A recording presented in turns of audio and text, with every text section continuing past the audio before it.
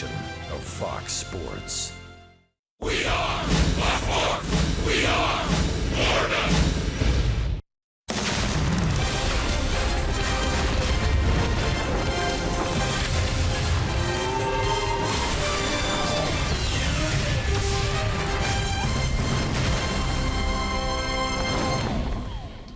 Atlanta.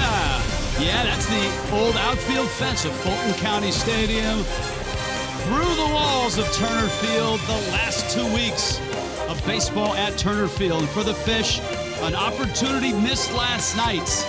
A comeback, but then ultimate loss, still 5 back in the National League wild card. Hi, everybody. Rich Waltz along with Jeff Conine tonight. Emails and tweets, and many of them will be just as frustrated as the Fish were last night. The good news is still 5 back in the wild card. Bad news is missed opportunity. What's the psyche of this ball club right now? Well, the psyche better be do or die. We've got to put together a bunch of wins together right now. There's only 18 games left to go in the season. We're running out of time.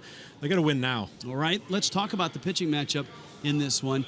It's sort of home for him, though he's never pitched off this mound. He has played in this ballpark as a member of Georgia Tech, and that's Jake Esch. And this is start number 3, and really a special one to come back to this city where he played his college ball. Yeah, I saw his name on the family pass list. A lot of people here tonight to watch him pitch in this ballpark. I'm sure he's very excited. The nerves are going to be probably a little bit of a problem. He's going to get through that first inning and do well, but good for him. For the Atlanta Braves, you got Matt Whistler, a guy that the Marlins have seen and hit a little bit as well. His numbers, an ERA of under 5, 6-11, and you can get to him in the first inning. Last 2 starts have been pretty outstanding for him, though. 2-0 with a 1.29 in the last 2 times out. 14 innings pitched and 14 strikeouts. So 2 really good starts for him, and he's going to build off that the rest of the September. Marcell Ozuna is in the lineup after taking that pitch off the knee. That's good to report. And the Fish try to put some runs up on the board against Whistler and the Braves. The Ramblin' Wreck from Georgia Tech. Yes, he was an engineering major. We'll meet Jake Esch when we return.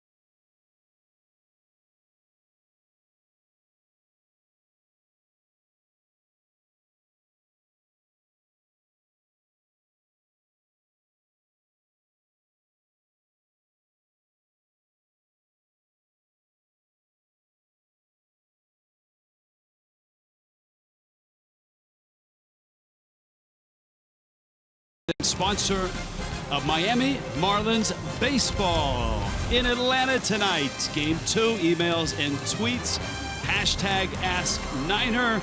Let's go down on the field and Craig Minervini. Craig? Thanks, Rich. Jake was a three-sport athlete in high school, and tonight's going to be a fun night for the Georgia Tech family, and of course, Esch himself as he gets to play in the big leagues and pitch at Turner Field. He had a unique three-year college career at Georgia Tech. His freshman year, he was a relief pitcher in 14 games, but his sophomore and junior years were at second base and shortstop, 124 games. He had 144 hits, hit over 300. Did he ever think about playing at Turner Field in the big leagues? Never really to play in a major league game here. I guess I'd always thought that I would be somewhere in a major league game.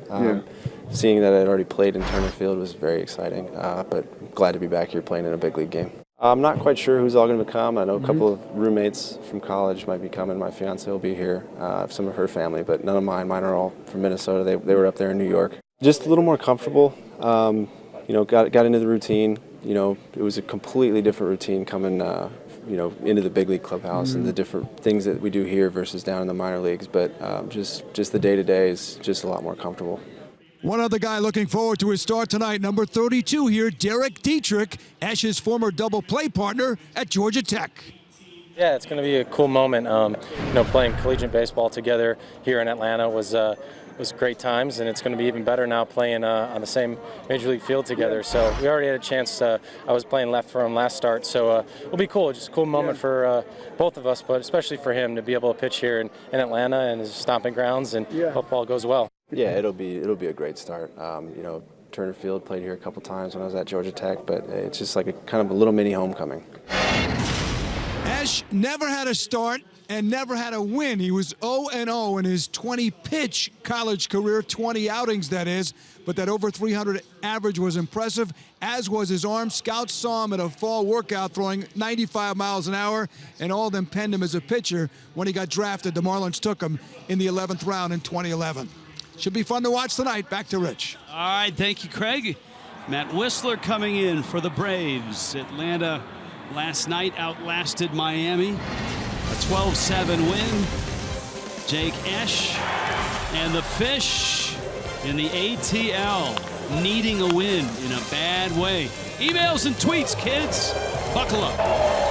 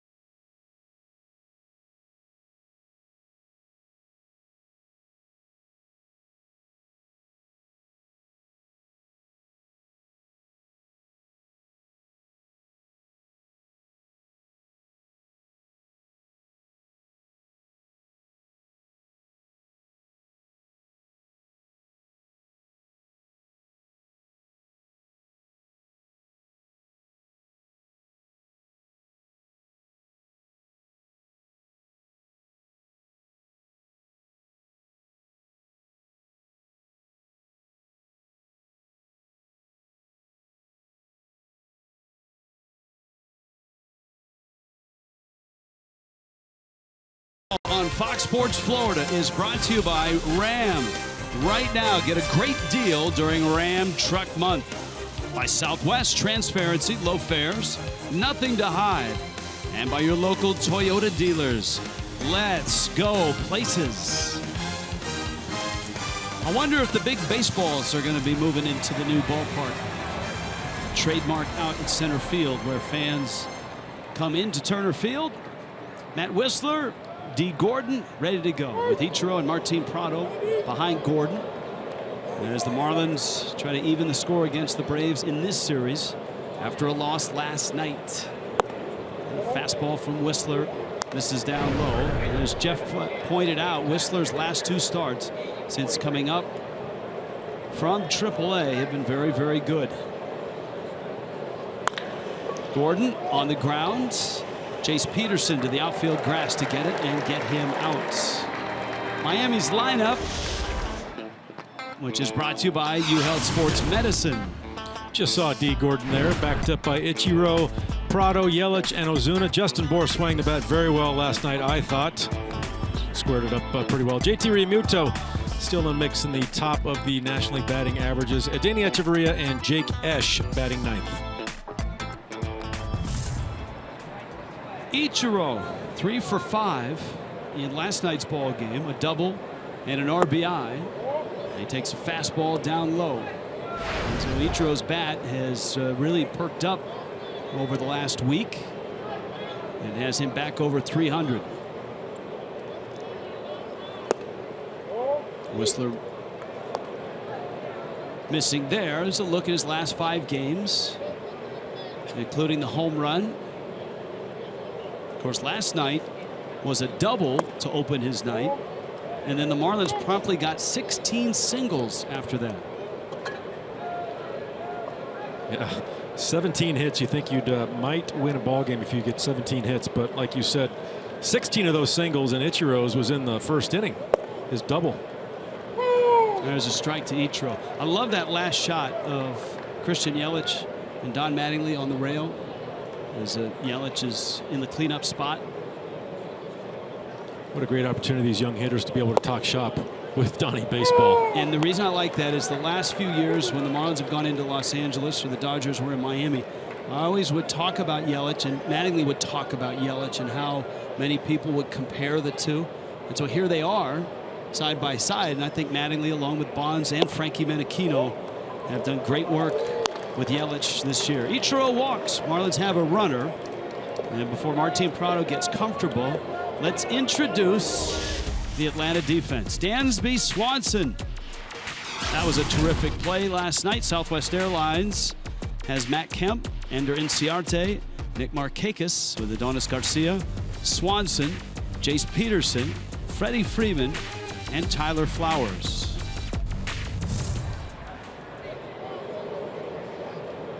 Swanson, of course, is back in, and that was somewhat in doubt coming into the game after the freak accident last night. Prado takes in. Swanson was standing behind the mound when one of the relievers was warming up, Ryan Weber, and an errant throw from Tyler Flowers caught him below the belt, and he left with a groin contusion. And I reluctantly wondered on the air whether he was wearing a cup, and he was not. Fastball. And this, kids, is why if you're on the infield, you want to wear a cup.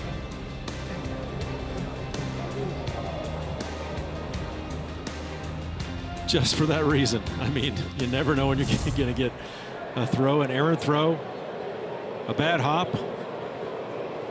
Anything. There are infielders in the major leagues that don't. Most do. I was told that Adeiny Echeverria does not wear a cup. See, there's one. Adrian Beltre famously does not, or infamously. Famously.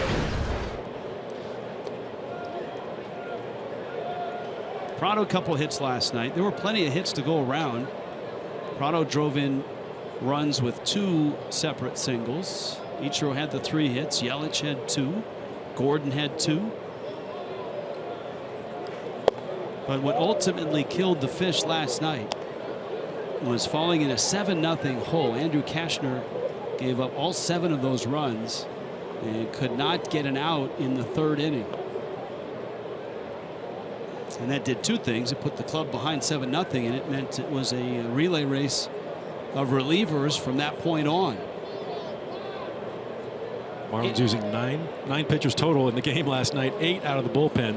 180 pitches thrown by the Marlins last night in the game. Prado lifts one to right. That's Markakis out there.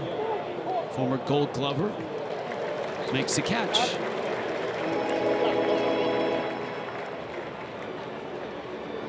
Told you that the Marlins have seen Whistler before in our GMC big matchup. Here are Yelich's numbers against him. 6 for 7. Yelich also had a terrific catch last night up against the wall at center field. The Braves also got 17 hits last night, and they had some extra base variety. And Christian Yelich talked to him today in BP, said he wishes he was wearing one of those Fitbits to see how much ground he covered last night during the game, because he was quite active. Yelich smokes that one into right field. That's a hit. Ichiro's going to get as far as second. That's a good illustration of how Yelich is learning to, and it's been a work in progress according to Mattingly and Bonds and Menachino, learning how to pull this pitch. Learning how to pull this pitch and learning how to swing at the first pitch. Sometimes we see Christian Yelich take that first pitch so many times that pitchers, I think, will get in a rut and say, hey, you know what, he's taking most of the time. I'm going to put a BP fastball right down the middle, and I like to see him being aggressive in that first inning. Marcell Ozuna now. Ozuna had such a unique night last night, a painful one too, and all happened in the 4th inning. Ozuna was the leadoff hitter, and Mike Foltynewicz, who throws upper 90s, threw upper 90s and drilled Ozuna in the left knee. He went down. It hurt. There was a question as to whether he would stay in the game. He did, and he would end up scoring, and then he would come up later in the inning against Foltynewicz, and he would hit a line drive off of Foltynewicz's left knee. And they both had to leave the game. Ozuna got a breaking ball, and he just missed it. Lifts it to left. Kemp is there, and he makes the catch. Marlins lead 2 underway in Atlanta.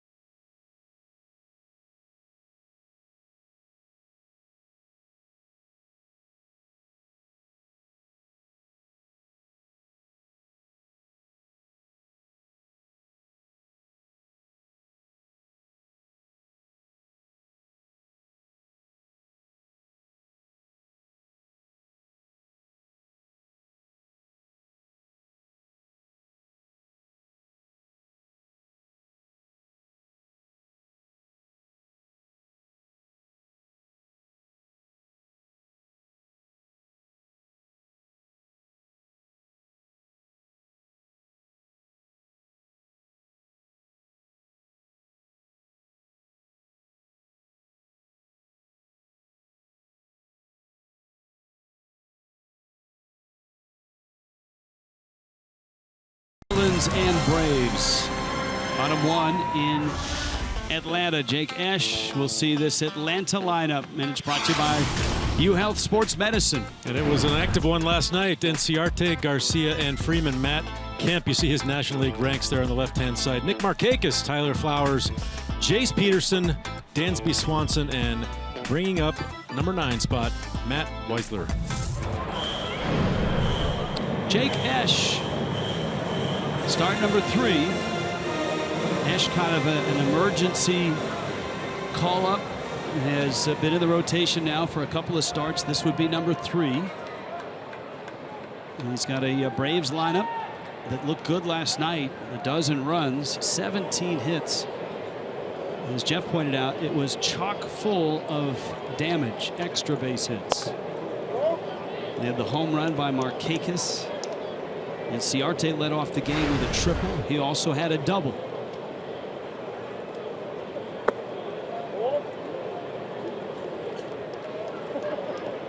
Yeah, the Marlins last night, 7 runs, 17 hits, still left 12 men on base. They just could not get those extra base hits to clear the bases. They were clogged up, left the bases loaded twice last night. Ciarte acquired from the Diamondbacks, along with the Dansby Swanson, Aaron Blair. There's a strike.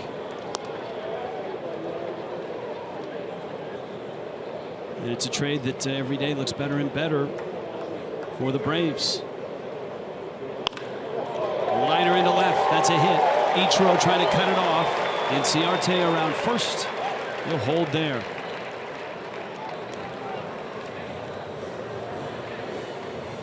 Miami defensively. That was the Yelich catch. Last night, Southwest Airlines sets the outfield with Ichiro, Yelich, Ozuna, Martin Prado. Justin Bour really hits the Braves quite well in his young career.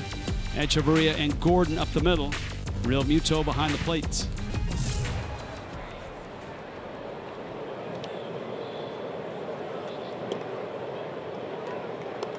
Well, Ciarte just keeps on hitting. Last night, as Rich mentioned, a couple extra base hits. 355 since the All-Star break. And a 403 on base percentage. It's 5th in the majors since that All-Star break.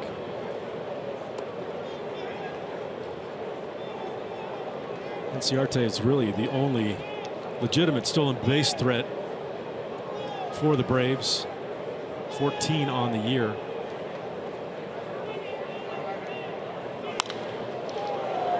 Garcia lifts it to right, and Ozuna is over there and makes the catch. Ready for the initial email of the night? Absolutely. All right, this is from Stacia, or Stacy as we know her from South Palm Beach. Gentlemen, in the shot from center field in which we see the pitcher and the hitter, we can see a partial photo or a mural through the double doors. What is that photo of? Well, see the SunTrust Club behind home plate. It looks like a left-handed pitcher.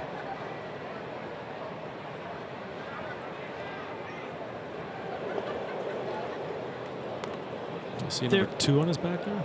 There are photos all over this ballpark of Braves history that stretch back not only the early Atlanta years, but you'll find some Milwaukee Braves stuff in and around.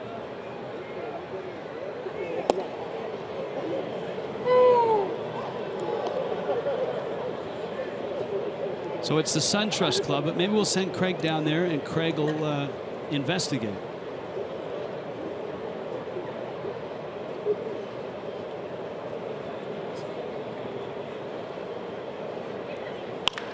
Freddie Freeman is hot, and he drills that one to center. Yelich, and it's gone.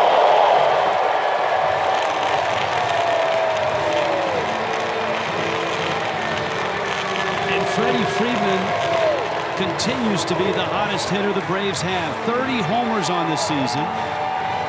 His 4th hit of the series already. And his hit streak is now extended to 19 straights. And in Atlanta Braves history, that is the 1600 homer at Turner Field. Wow. You look at where JT Realmuto is set up here. He wants an inside, that sinking fastball kind of go over the inside part of the plate. That front door sinker, as we called it, and it floats over the middle. And Freddie Freeman, almost the exact same ball he hit last night that Christian Yelich made a fantastic catch on. But he got this one a little better, goes into the seats.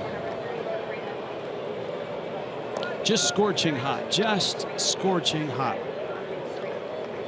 Matt Kemp had 3 hits last night. And he pulls a ground ball wide of third. So his on-base streak actually is at 35. That's the longest currently in baseball. The hit streak is at 19 now. That's the longest currently in baseball. He has 75 extra base hits. That's the most in the National League. Ichiro, a sliding catch on a sinking liner off the bat of Kemp. And with every home run, Freddie Freeman keeps extending his career high. He's never hit 30 home runs in his career before. That was number 30. Previous career high was 23 back in 2013. Here's Markakis now. Along with those 30 home runs, he's got 39 doubles to go along with that.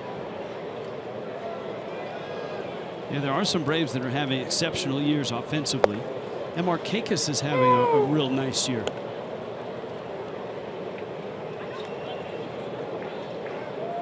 Markakis popped his 11th homer this season last night. And you can mix in 37 doubles to his season. 345 on base and slugging right at 400. With his 11 home runs, he's produced 81 RBIs, and you'd think, oh, Freddie Freeman with his 30 home runs would be the club leader, but he's at 76. But Nick Markakis has come to the plate with runners in scoring position 190 of his 620 plate appearances, which ranks 9th in all of Major League Baseball for starting position players. So he's gotten a lot more chances than everyone else. 1-2 pitch hit hard. Do you know anybody named Ralph?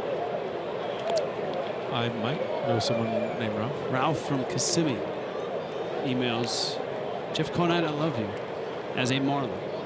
But back in the day, you were with Kansas City playing the Braves in Orlando. I went to the game just to see you, and you signed my Marlins World Series cap. Wow. Out of center field, Yelich is there, makes the catch. Thanks for the note, Ralph. Ralph just wants to say, I enjoy your broadcasting, and thanks for coming. We didn't necessarily say that, but you get the gist. 2-0 Braves.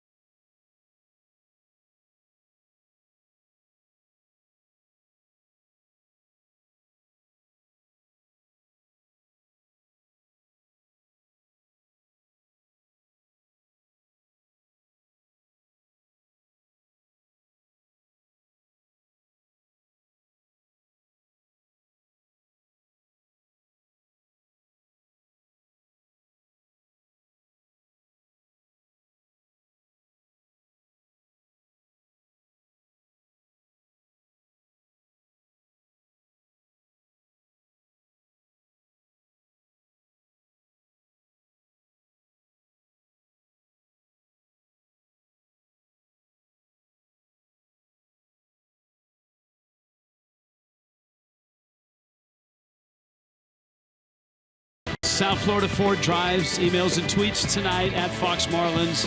FoxMarlins@gmail.com. Hashtag is AskNiner.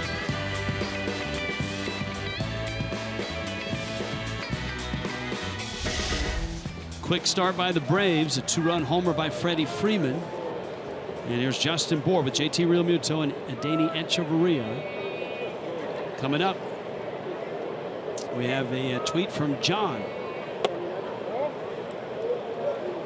John knows a thing or two about weather. He wants to know, Jeff Conine, for the Marlins to get a shot at the wild card, what do they have to do? What's their record have to be with 18 games left?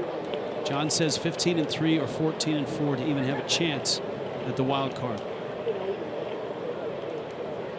That's John Morales, by the way, from NBC6. That's what I was thinking. 15-3, 14-4 to even have a chance at getting back into this race, and that means you're going to have the two teams ahead of you, New York and St. Louis, play a below 500 ball the rest of the way. So I'm not going to say it's going to take a miracle, but it's going to take a lot of wins by the Marlins and some losses by both New York and St. Louis. A major collapse by major run by the Marlins. They need to run off 7-8 in a row right now. Justin Bohr, chopper. Freeman has it. And Matt Whistler has the first out of the second inning. Auto Nation brings you Whistler's scouting report. Digging for 3. Last 2 games started. He's 2-0 with 14 innings pitched, 14 strikeouts, looking for that 3rd win in a row. Brian Song, Snitker, the 2015 AAA manager, says he's intelligent and aware of what's going on. And bypassed Brutus, passed on a scholarship to the Ohio State. No Brutus Buckeye. I added that the Ohio State because every time I see a football player they have to say the Ohio State. Do you know why they do that? Well, there's probably multiple schools in Ohio, and they're probably trying to distinguish themselves from Miami of Ohio or Kent State or something like that. Or maybe it's, you know, part of the band when they dot the I, which is really cool if you've ever seen it live in the Horseshoe. 1-0 pitch to Real Muto, line into center field. That's a base hit. JT had his hit streak snapped last night at 10 games, and he opens his night tonight with a solid single to center.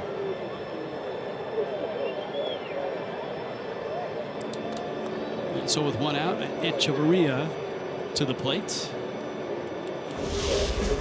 Fish family members, renew your tickets for September 12th. Wait a minute. I don't think I can read that, right? September 12th. I think that has expired, has it? Right? I believe today is September 13th. I know. Fastball is a strike. I mean, sometimes you just read what's handed to you. You go along your merry way and blah, blah, blah. But as soon as I saw September 12th, that's concentration. Yeah. That's the sign of a good broadcaster right there. All of a sudden, I felt, you know, I'm just going to abort the mission there and pull the chute and pull up. I'll get back to you on that. There's the 0-1 pitch to Echeverria. Little dribbler out to short. A flip by Swanson. Peterson's turn, and he's safe. Echeverria trying to get down the line. And that play was actually closer than I thought it would be because that ball wasn't hit very hard. Yeah, JT Realmuto with the new rules. Slides directly into the bag there at second base, trying to break up. The double play does a pretty good job because of his speed. Gets down there to second base quickly. I think created enough havoc there to make the throw go into the dirt. And well, the Braves are looking at it right now. You know, the rule states, yeah, you got to be in directly, but you can't go above the knees.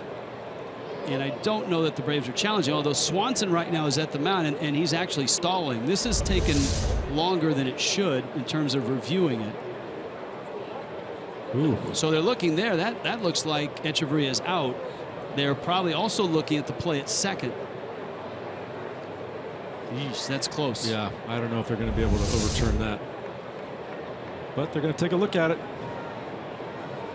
And I believe by taking a look at the play, the umpires can look at both the slide and the play at first. Here's the slide. It's directly into the bag, but does he come up above the knees? That's close. I mean, what else can he do? What else can he do other than lay on his back while he's sliding? There's no intent there. Didn't go past the bag. He's straight into the... Look, I'm with you yeah. in the traditional baseball sense, but I'm just telling you that. I'm not yelling at you. Sorry. I'm just telling you that. I didn't mean to raise my voice. That might be something that they're looking at, and that one gets me a little fired up. You know, Miami really hasn't been involved in many plays at second, whether on offense, sliding, or on defense, trying to turn a double play. So we haven't had a lot of those to look at and watch be decided in front of us. Yeah, even the neighborhood play, which, you know, you look at that angle right there, it's back of the glove. They're showing it on the big board right now. In the back of the glove, it looked like it hit the back of the glove before his foot came down on the base. I don't know if they will use just that angle. Well, we saw two angles. One, the first one kind of looked like he was out, but you couldn't see the foot on the back. You could see the toe coming down. And I don't think the second one was very definitive either.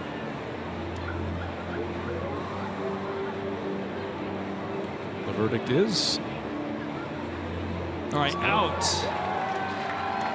And so Echeverria is out. Now, did he point to first? I think he did. Yep. Call's overturned. Echeverria was out at first. And the Marlins' second inning is over.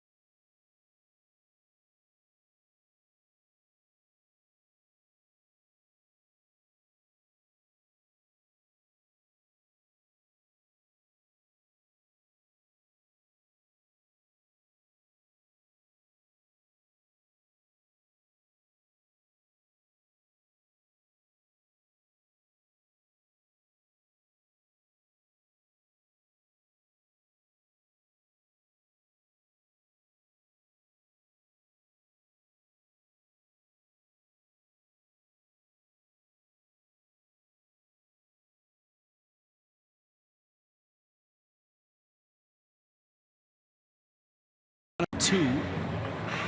Echeverria out at first.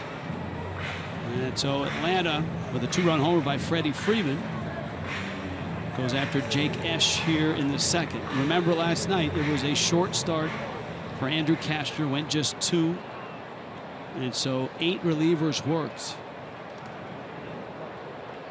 Now there's plenty of arms in both bullpens, but still for the Marlins, they would like to stay away from that bullpen in the early stages of this one. Flowers, Peterson, Swanson for the Braves. Line shot, and Gordon spears it. That ball was hit hard for an out here in the second. This is from Ken in the Villages. Last week, he took a poll on whether or not people liked the Fox tracks for the whole game. What was the outcome? I, for one, would like to see it. I'm in North Central Florida, and I get the Rays games as well. And it gives you a better look at the pitch. It was very informal, half and half. And if you had to go on one side or the other, it would be less the way it's used right now. No, not right at this instant, but the way we use it. We bring it in for borderline pitches or to illustrate pitching patterns. Gordon picks it up, fires to first. But look, I'm just a simple caveman announcer. I'm sitting with Mr. Marlin, Jeff Conine. So, Jeff Conine, when you watch games, Marlin games, other games, do you like the pitch tracking technology on the screen, or do you like it when it comes in and out? I don't like it on the screen. I'm concentrated on the ball game. I think that distracts from me just paying attention to watch the pitch come into the strike zone, and I might have a little better idea of the strike zone than most, so maybe I'm not speaking for the majority of people, but I like to concentrate just on watching the game. Dansby Swanson is up.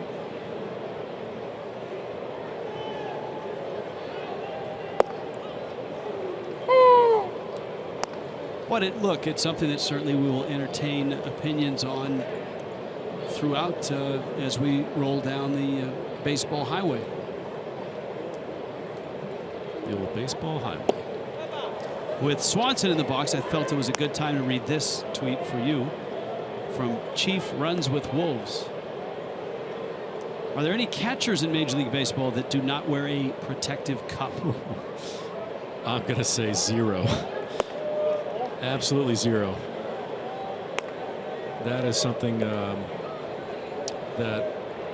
is a necessity for a catcher. Foul tips, that's something that every Little League coach from T-ball anywhere will not let the player get behind the plate without a cup on. That one scoots by Prado, and Dansby Swanson, who was injured last night without a cup, has a base hit. I actually, funny enough, about a week ago was listening to an interview with Johnny Bench, the Hall of Fame catcher, and he was asked some of his memories from opening days. Of course, Cincinnati, when Bench was there, used to be the traditional opening day in baseball. He said one day, with all the ceremonies and the parade and all of that, he ran out on the field, crouched down behind the plate, and was ready to go, and he realized he did not have his cup on. Oof. And he said that first inning he was he caught sideways, as he said it. He like closed that left leg, and he said he quickly made a costume change. Yes, from I there. would think that would be priority number one. Well, you just saw that last pitch that Whistler fouled off, and it knocked JT Realmuto's mask off. I mean, just think if that's the other direction and goes, it's not pretty. 0-2 pitch, and Whistler takes in.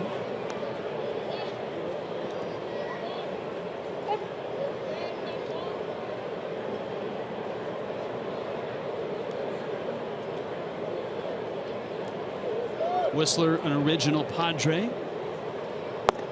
and he swings and misses, and Esch gets the strikeout. Braves strand a runner, and a 2-0 Atlanta start.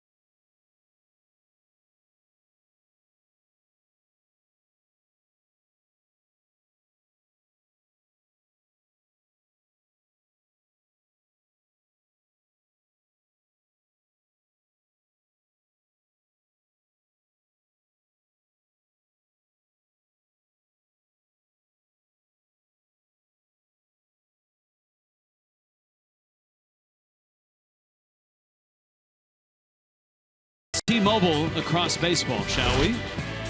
Kyle Hendricks, 3 cards short of the no-hitter. Jeremy Hazelbaker with a leadoff home run that broke up his no-hitter, but the Cubs still won. Ian Kinsler and the Tigers have played well lately. David Price shuts down Baltimore. Although Big Papi, he made it again. Yeah, he's on the list. It's contractual. It's a sponsorship. He's a T-Mobile spokesman, so Big Papi makes the list every other night. Here now is Esch, who had not pitched in this ballpark, but he's hit in this ballpark before. That looked like a cross-up with Tyler Flowers trying to figure out what that pitch was going to do. Yeah, if you listen Craig Minervini on Marlins Live, most of Esch's college career was done as a hitter. He was a pitcher his freshman year at Georgia Tech and then played second base and shortstop. Played 121 games in the field. Hit over 300. And said that he had some big hits here against Georgia. You hit over 300 in a school like Georgia Tech. That's doing some pretty good. And he can run, and he's going to beat this out for a hit. Whistler tried to barehand it, but that would have taken a miraculous play to get Esch, who's athletic and has a hit. Miami has a leadoff runner aboard. Chops it right off the plate. It's a do-or-die play.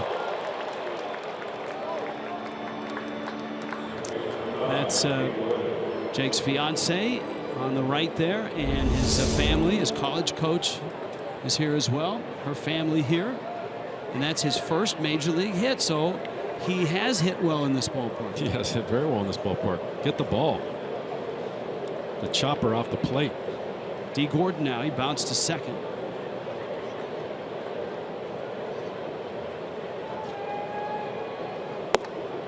And a fastball up, no swing. That's Quinn Walcott at third. The home plate umpire is Ramon De Jesus, a young umpire. Marvin Hudson at first, Brian Gorman at second. And you just saw Walcott at third. Second year in the big leagues for Matt Whistler.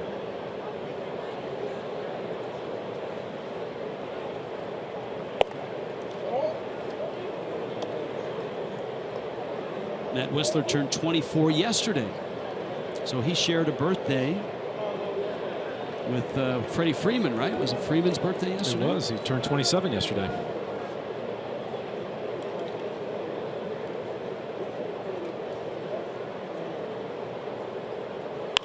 Gordon lines into center field, and that's a hit. Esch to second.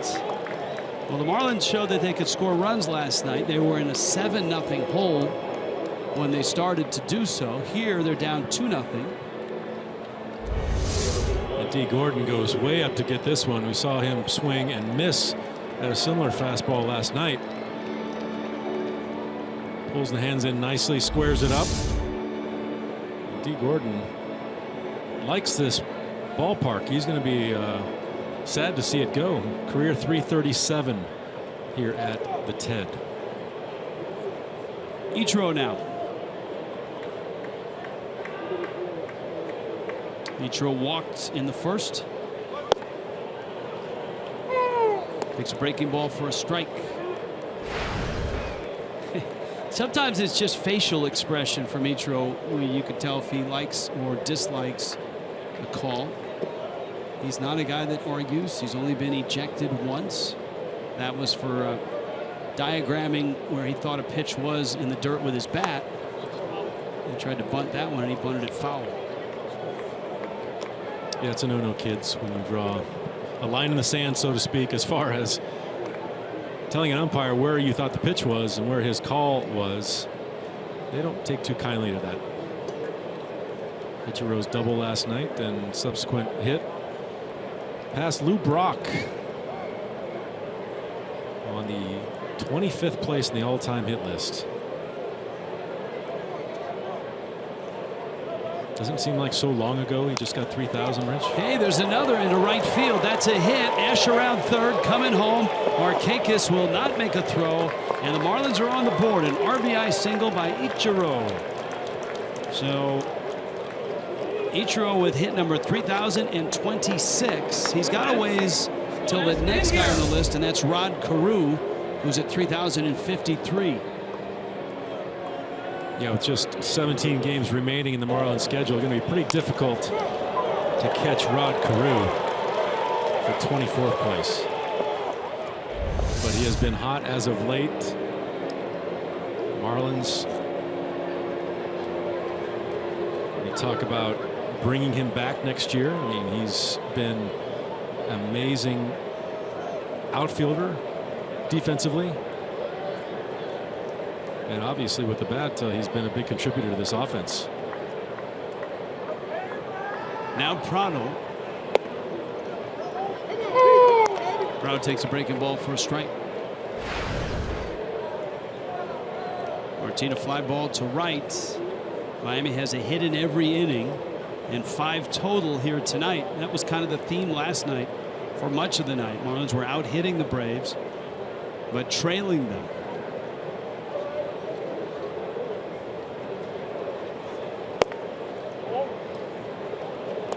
Martin Prado having an outstanding year. Look at a couple of the Marlins that have done very well on the road. JT Realmuto, 354 on the road, ranks 2nd in Major League Baseball, and Martin Prado ranks 4th, hitting 344 on the road. Prado good in this spot last night with 2 RBI singles. Lifts this one down the line. Markakis giving it a long run. Foul territory, reaches, has it. Tagging at second is Gordon. He ends up at third, and Ichiro holds first. Prado still lingering at home plate, almost in disbelief, as if not sure if Markakis made that catch or not. He did, and you can see in that replay cleanly it didn't trap it up against the wall. And so that's the first out. And here is Yelich. But Gordon is 90 feet away. As you've mentioned, Rich, Markakis, a former Gold Glove winner in the outfield. That's an excellent catch. He timed it just right, and look, he didn't jam his wrist into that wall.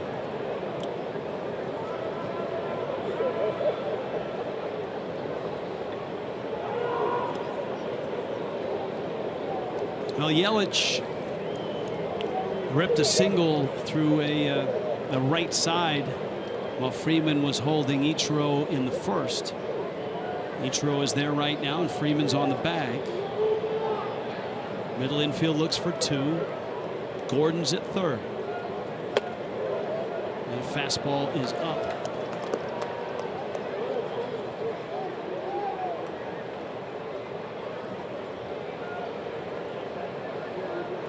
$18 home runs, 89 driven in for Yelich.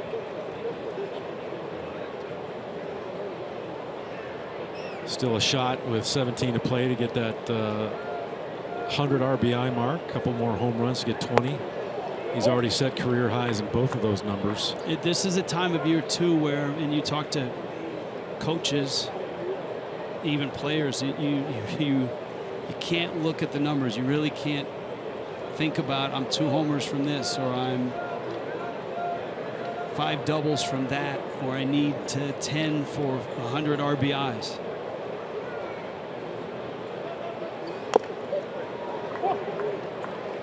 Have those 89 RBIs. 3 of those, or I'm sorry, 33 of those are go-ahead RBIs, which leads the major leagues. He's been not only driving in runs, but driving in important runs.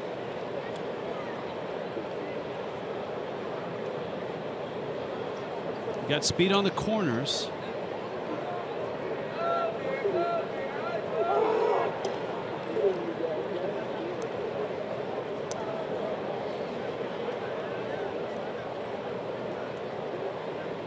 A run across, 3 hits. And the inning opened on Jake Esch and his first major league hit.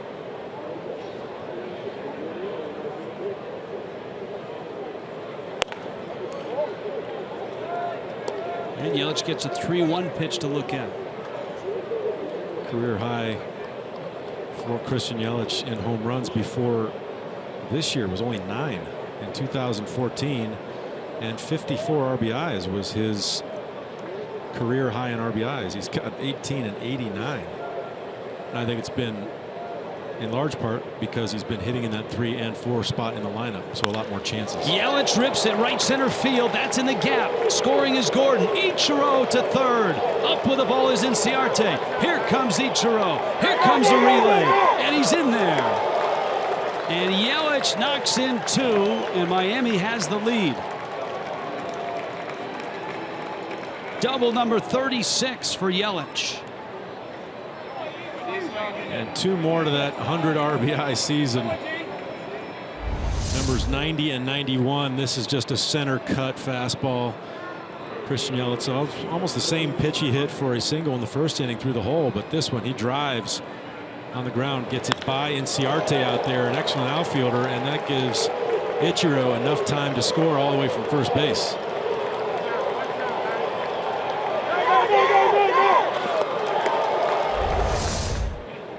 Yelich in scoring position. Here's Ozuna. And Ozuna gets jammed and pops it up to Peterson. And I would expect if you asked Ozuna, he'd love to have that to do over again, going at a first pitch up and in. Yeah, before that at bat, Whistler had only thrown 4 of 13 pitches for first pitch strikes. Those spinning sliders sometimes look so good coming in when they're elevated. They almost wait too long. It looks like Ozuna just waited too long to pull the trigger.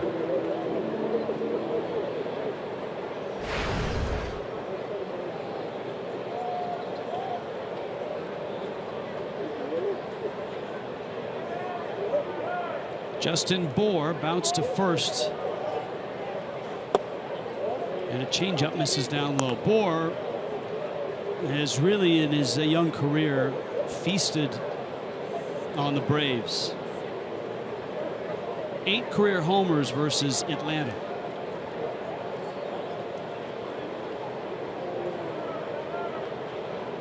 Only Bryce Harper has more homers against Atlanta since the start of last year. Harper's hit 9, Bour has hit 8.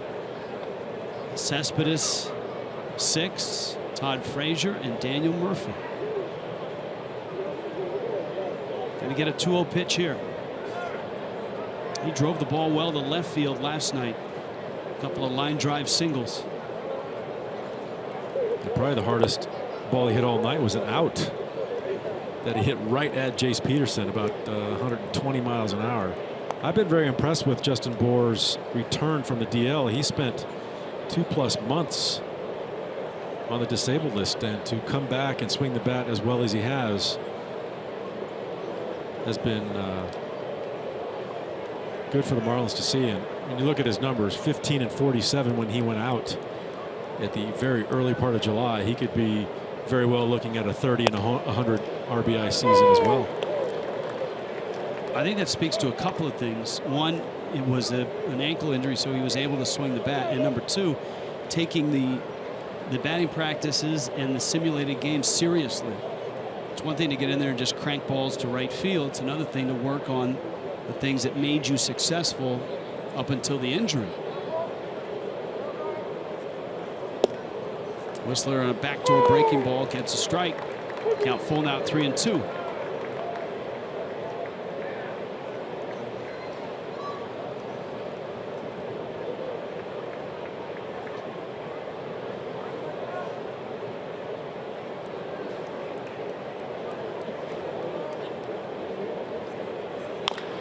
Chopper over the mound.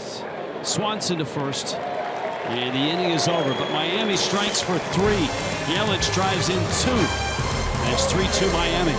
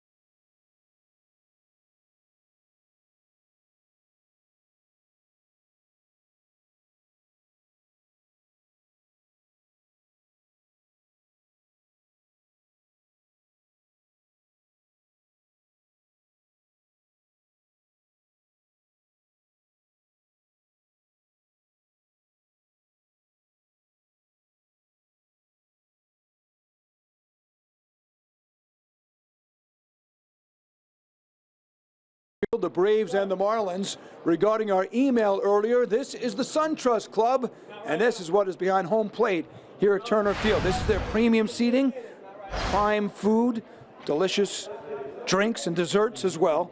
And inside here is a private club with a lot of photos. This is what fans saw earlier from Braves history, including Spawn and Sane and Pray for Rain, two great pictures in Braves history. Old Braves Field in Boston, where the franchise originated. Even a shot of former Boston Brave Babe Ruth, and this picture with Hank Aaron at the plate, but a Giants coach at third base. How'd that happen? That was the All-Star game here in Atlanta. I thought Warren Spahn was a good possibility.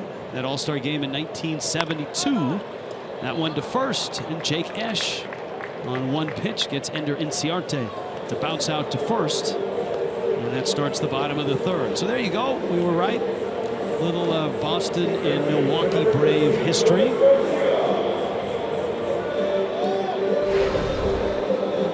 Adonis Garcia coming up. 1966 was when they opened Atlanta Fulton County Stadium.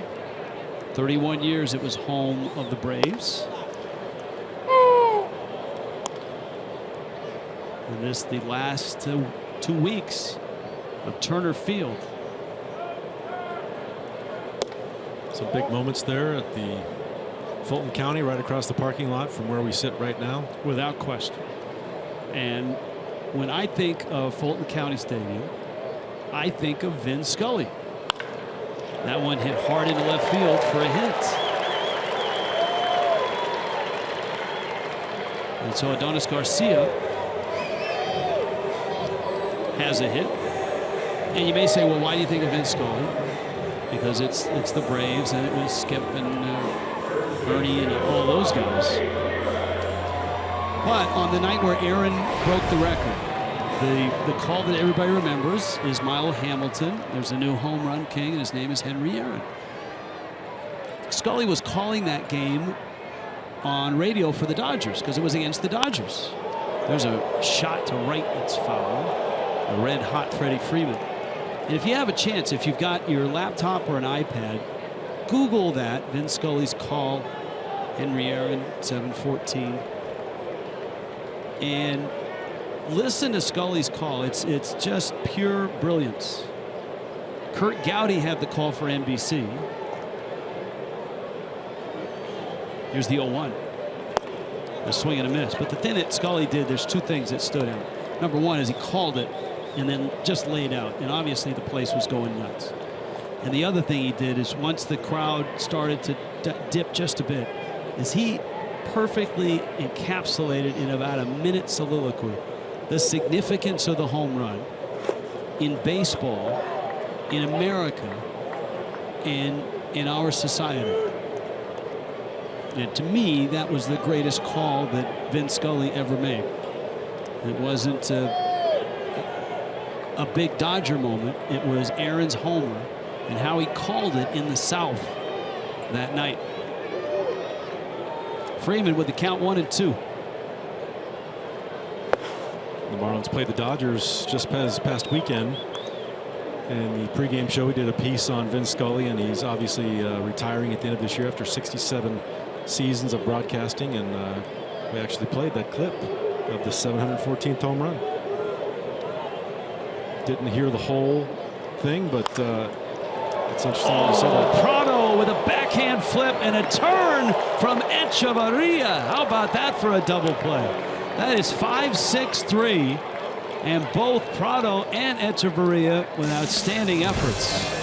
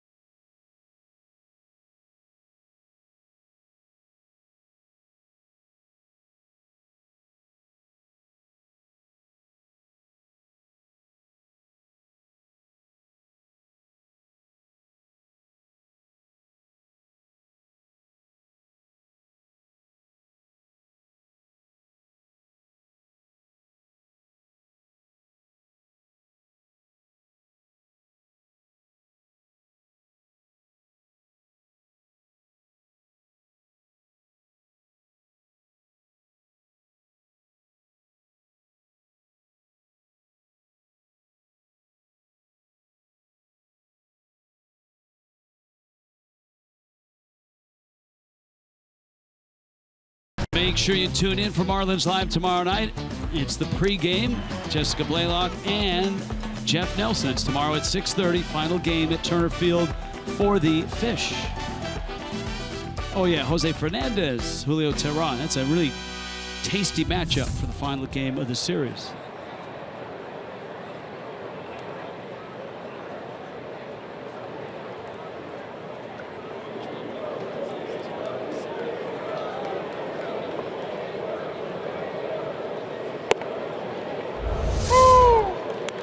Look at this play by Martin Prado, way over in the hole. One hop shot, does the backhand toss with covered some pretty good distance to Echeverria, and a good turn by him. Most DP started the National League. You look at Martin Prado there in the number 2 spot, just one behind Nolan Arenado. That's right. You get that. You're right there, sir. Thank you. That's how it's pronounced. Swing and a miss by Real Muto. JT singled in the second. Matt Whistler gave up all 3 in the third. Christian Yelich with a 2-run double. Ichiro with an RBI single. And that has Miami on top here in Atlanta. Marlins starting off a little bit like last night, although not 7 runs down on the hole. 2 in the first inning. Have come back nicely with 3 in the third to take the lead. You got to give a little credit to this Marlins offense the last 2 nights for battling back and at least keeping the Marlins in the game. There's another hit for Real Muto. Drops the barrel on a breaking ball. So with Real Muto at first, we searched high and low for a lawyer to read this. You'll have to settle for this copyrighted telecast presented by the authority of the Marlins. May not be reproduced or retransmitted in any form. Accounts, descriptions may not be disseminated without the express written consent of the Marlins. It's our social media nights. Long ago, it was Email Tuesday. That was back, I want to say 2006 when we started it. High pop. Echeverria going after a first pitch breaking ball. Now it's gotten really fancy. First, it's sponsored by our good friends at Ford. Twitter has come along, so we're calling it Twitter Tuesday. And we've added hashtags. None of that we saw coming in 2006. But you can do it the old-fashioned way at foxmarlins@gmail.com. One question earlier tonight was about that shot in the SunTrust Club of the left-handed pitcher. You can see him in the kind of the sepia tone orange hue. And that prompted Craig Minervini to go to the SunTrust Club, where I assume he still is. If I were him. With, you know, beverage and food. Beverage and buffet. Yes. I have left the SunTrust Club. How was it? It actually was very nice, a little smaller than some of them that you see, and I'm sure they'll have a beautiful one at the new ballpark. A lot of great pictures. They even have the Bean Eaters field. Wow. The Southlands, I think it was called, something like that, in the late 1800s into the 1900s. Great Braves history there. Yeah, you can understand why the Braves moved to Milwaukee. They were kind of second citizens in Boston.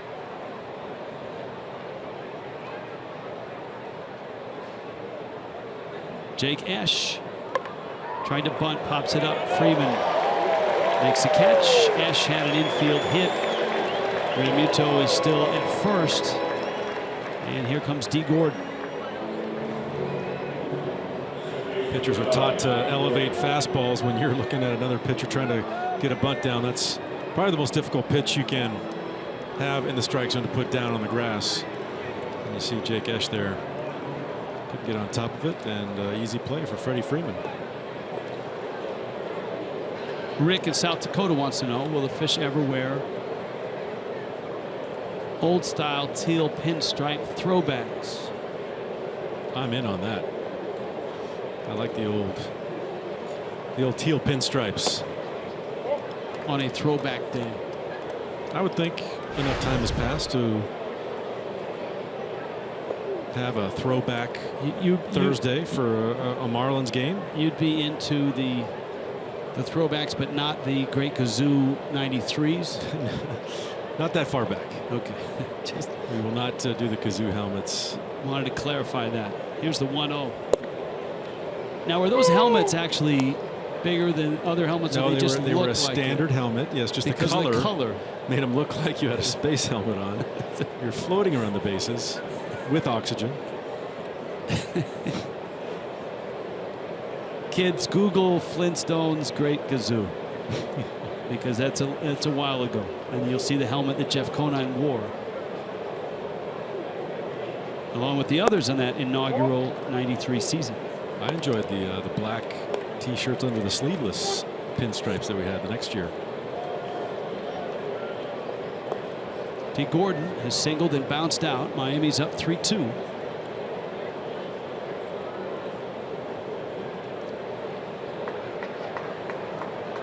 That, by the way, was our friend Rick in South Dakota.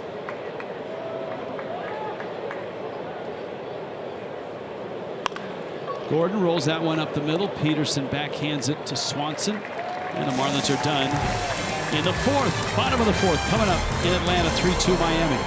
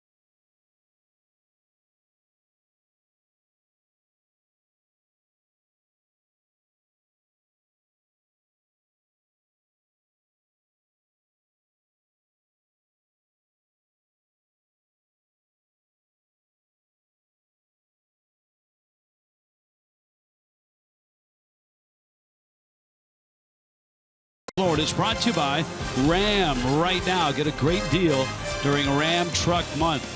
By Checkers, fast foodies know the deal.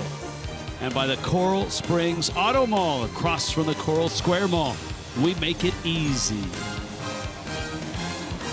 3-2, Marlins on top. In Atlanta, bottom four, Jake Esch trying to navigate his way through a Braves lineup that hurt the Fish for 12 runs last night. And he gets Matt Kemp, Nick Markakis, and Tyler Flowers. Freddie Freeman, a two-run homer in the first, and those are the 2 runs for the Braves. Kemp has had a really nice year, and I think because of the trade and where he started and where he is now, for a Padre team that was struggling and a Braves team that is struggling, people don't realize that he's about to drive in 100. He's already at 30 homers for the second time in his career. Yeah, first time since 2011. Rich, he had 39 home runs and 126 RBIs for the Dodgers, and I think majority of people thought that he should have won. And he absolutely crushes this ball left center field and deep and gone. There's number 31, and this ball game is tied. Like I said, could have possibly won the National League MVP back in that season. This ball, he knew right off the bat that it was gone. You see this, once it in, it goes over the middle of the plate.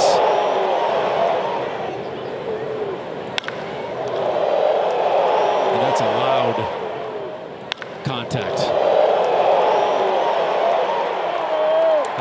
sectional out there in left center field. Here's Markakis now. You know, Kemp's an interesting guy because he's got 3 more years left on a contract that pays him $21 million a year, and it was essentially kind of a salary swap in acquiring Kemp and unloading Hector Oliveira, who was quickly released once he was traded. The trick is that of the $21 million a year, I believe $6 to $7 million a year are picked up collectively by the Dodgers and the Padres. So for that kind of production, you're getting at a pretty good price if you're just the Braves paying the 14 or so left over. A discount. Discounted rate. Sort of like the Nordstrom's half-yearly sale. Yes. I'm sure my wife would school you on that one.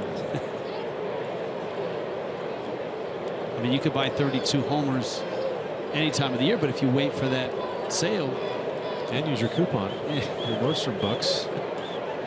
Here's a 2-2 pitch. Markakis flips it left field. Ichiro trots in and makes the catch. All right, emails and tweets, kids.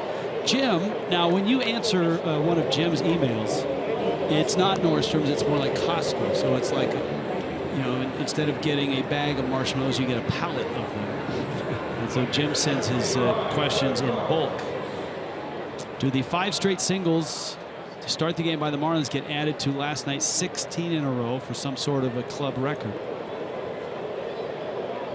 That's right, the Marlins had 16 straight singles to end the night last night. Yelich doubled in the 3rd.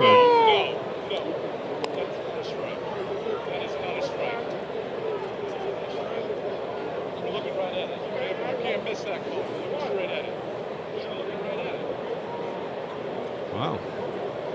I'm surprised you got away with that. Well, it's a rookie umpire. Flowers pulls that one foul.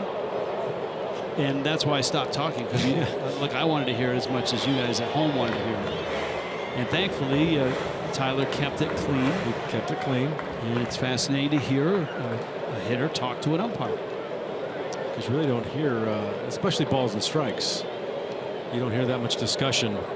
Now, you're right, Rich, if it was a veteran umpire. To right, Ozuna in, and he can't get it. It's trapped. Picked it up off the grass, and Flowers has got a hit.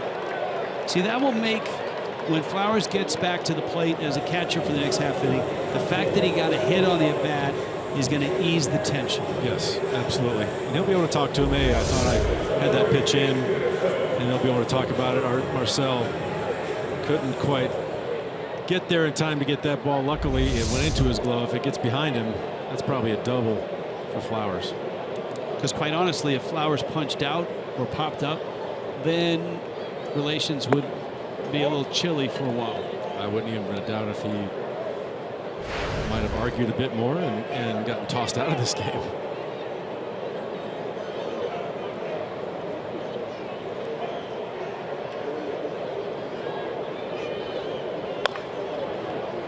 That one pulled foul. All right, so that was Jim's first question. Justin Nicolino in Miami's bullpen. Jim also asked, will Barry Bonds return as Marlins hitting coach? Or does he enjoy Miami? I'll tell you one thing he really likes about Miami is riding his bike across the bridge in the mornings. He is an avid cyclist. Actually owns a cycling team out in California. Sponsors it.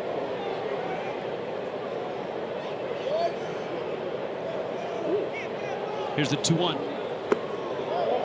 Not sure he went. Yes, he did. But I'll tell you what, it doesn't take much to get a strike called on a check swing these days. Christian Yelich learned it last night. That's Quinn Walcott with the call. That does not look like a swing. No. And keep in mind that view is coming from the dugout and not even the view from the third base line. And a lot of times we look at what they call the side swing and say, well, that's a swing and that's not a swing. And it's actually not the angle that is judged. See where the camera is on the left? That's where that view comes from.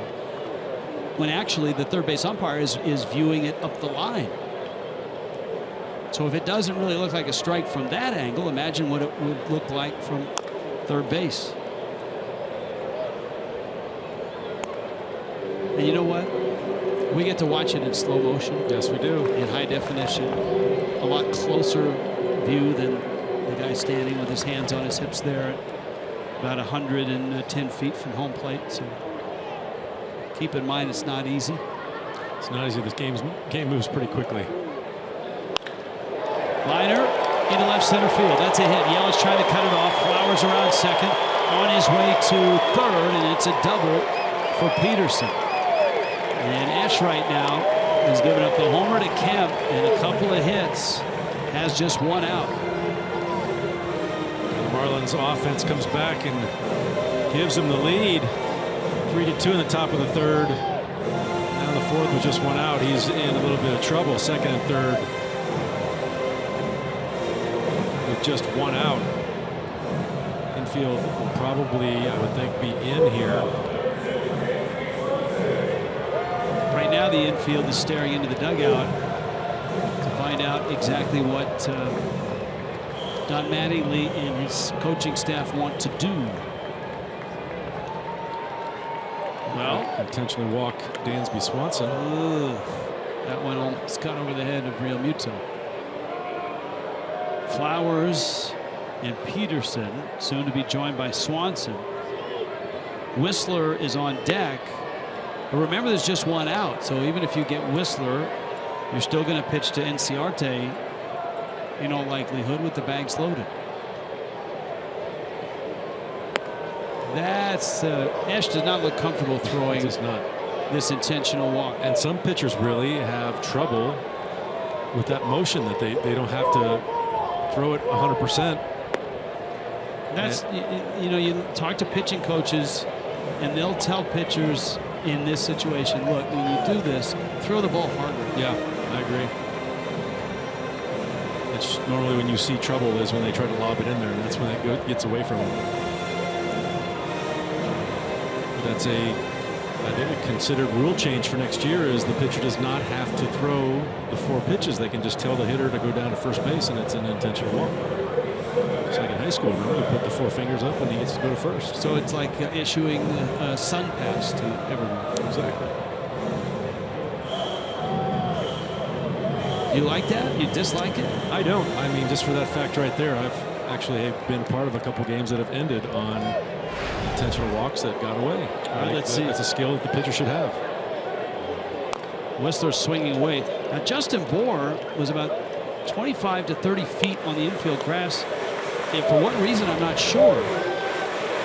Maybe he thought Whistler was going to bunt, but with the bases loaded and one out, would you expect Whistler to bunt?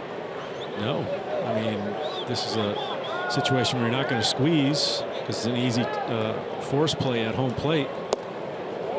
He's still in quite a bit.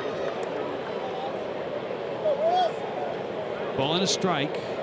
Whistler struck out back in the second. Esch in trouble here in the fourth. Bags loaded. All I could think is maybe he's trying to cut the distance if Whistler. There's a little pop-up. Gordon racing for it, and D up against the tarp. Tarp did not eat him, and he hops right back out.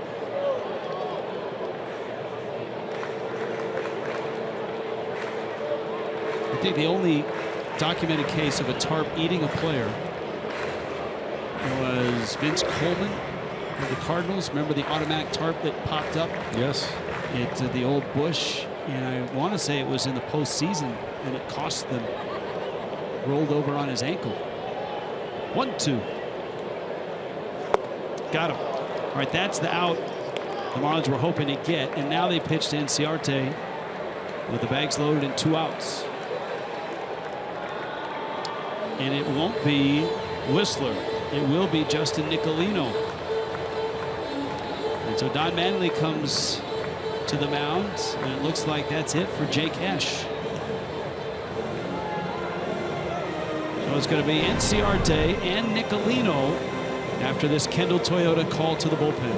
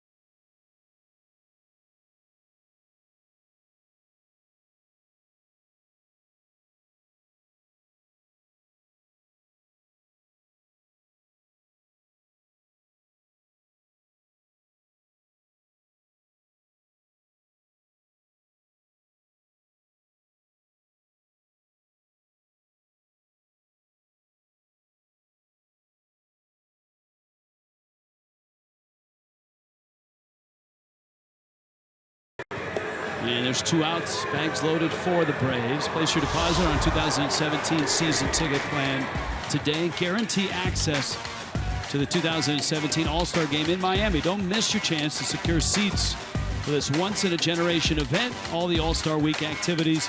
Deposits start at just $250. 1-877-Marlins, or go to marlins.com/season tickets.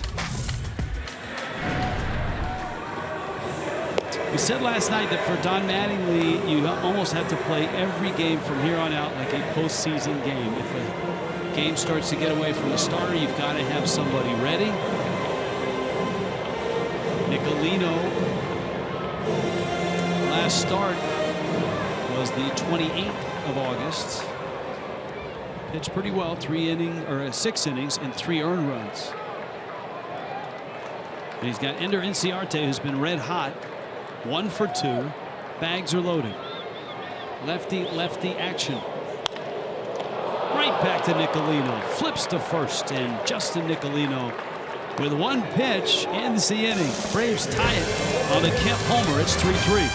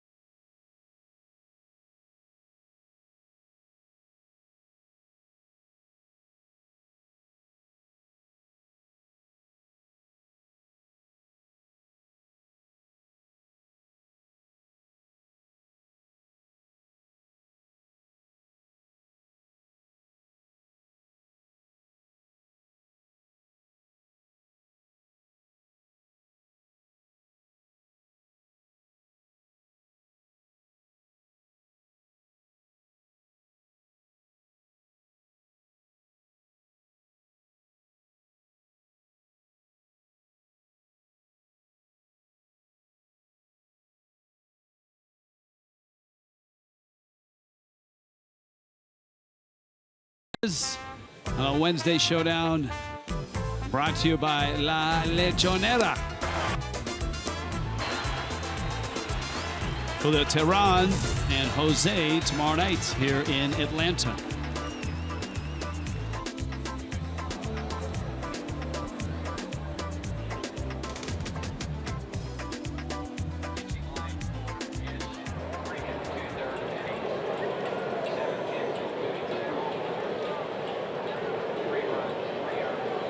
Ichiro. First out of the chute, and Ichiro takes a fastball for a strike.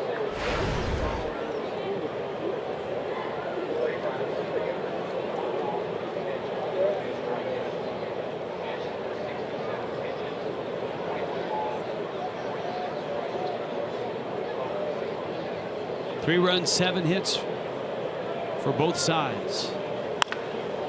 That's a fair ball. Ichiro's on fire. Ball in the corner. Markakis goes to get it. Ichiro racing around second. On his way to third. He's got a triple. He is amazing. He is just amazing. I know he doesn't like it when I say this, but at 42, he is amazing. This ball's on the inside corner, and his patented leave early swing, so to speak, hits a rocket down the line, and he just never slows down. Do you realize now he has 900 multi-hit games in his career? That's crazy.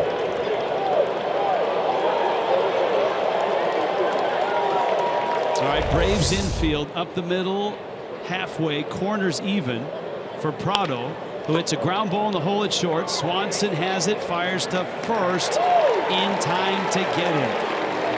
And Ichiro still at third base. Here comes Yelich.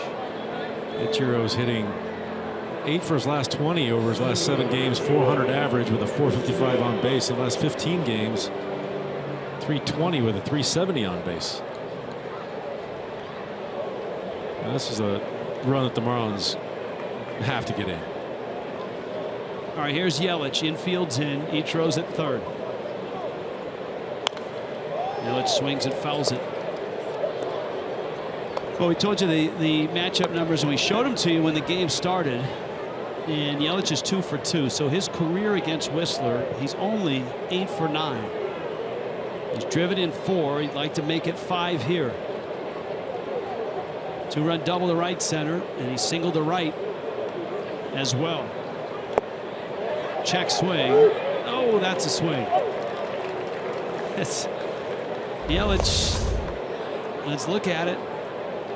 That's more of a swing. That's more of a swing than last night. Well, like you said, though, that camera angle, I don't know if from his angle it would go all the way around, but it was more of a swing than the last one call for sure.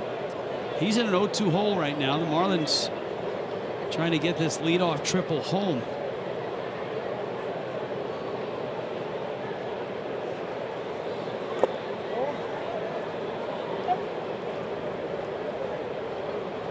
One and two. Yeah, it's very good at.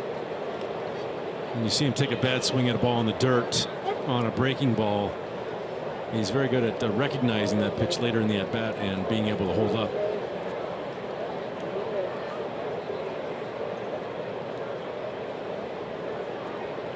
He's going to come with that slider again.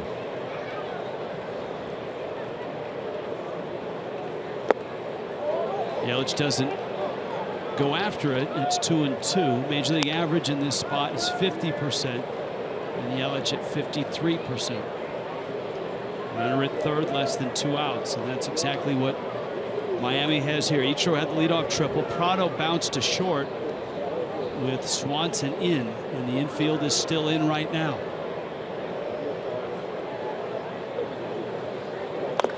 And that's an emergency hack, and Yelich stays alive. That's probably the best fastball we've seen from Whistler all night long. 94 miles an hour. Outside corner. That's just an emergency. And there it is. 94. Best fastball of the night. Emergency hack by Yelich to stay in the at bat.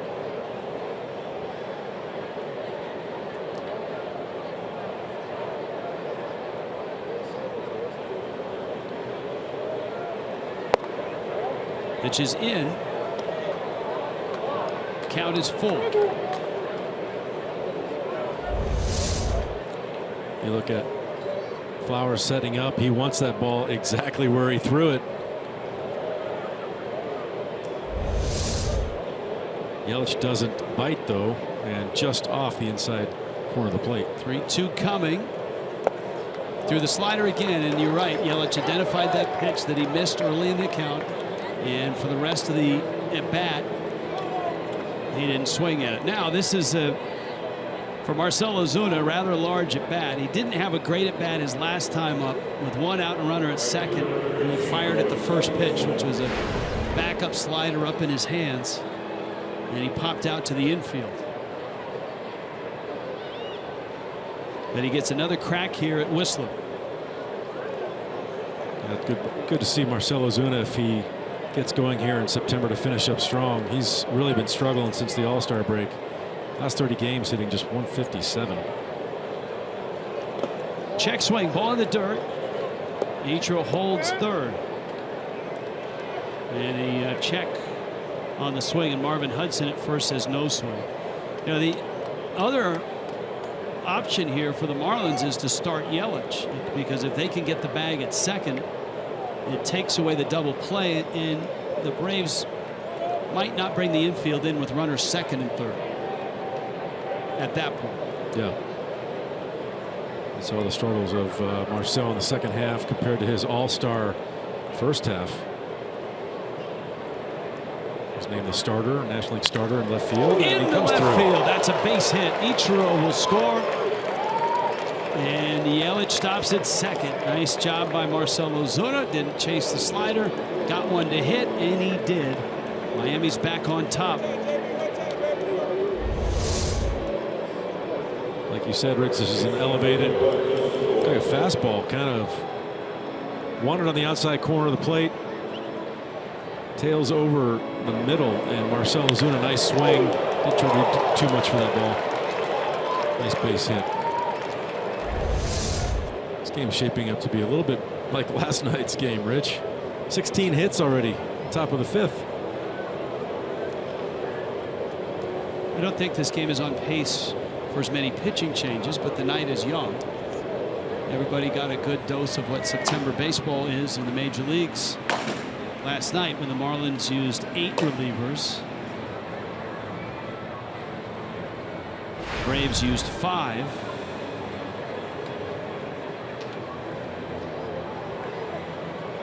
And here is Bohr. It sounds like, as the new collective bargaining agreement is being hammered out, that September rosters are on the table, and that Major League Baseball would like to do something about this nonsense of using 10, 11, 12 extra guys in the month of September to affect the regular season. And we'll see. Bohr has bounced out a couple times.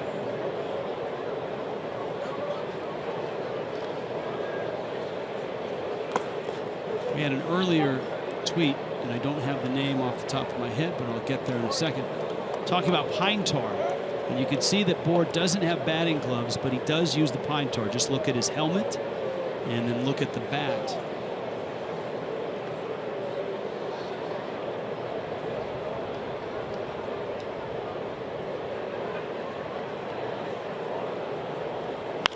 Bohr cracks one into right center field, and that's a hit. Good jump by Yelich. He's around third. Ozuna scampers into third. Yelich scores. And Justin Bohr continues to hit the Braves. And Miami has made it 5-3.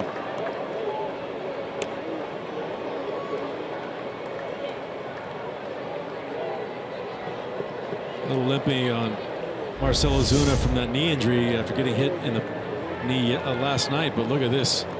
Very strong, balanced swing by Justin Bohr, smashing that ball into right center. Good base running by Marcell Ozuna. Never broke stride. Was going first to third aggressively. Great acoustics here at Turner Field. The ball sounds so loud when it comes off the bat. I think that's from the lack of humans. Kendall Toyota call to the bullpen. 5-3 Miami.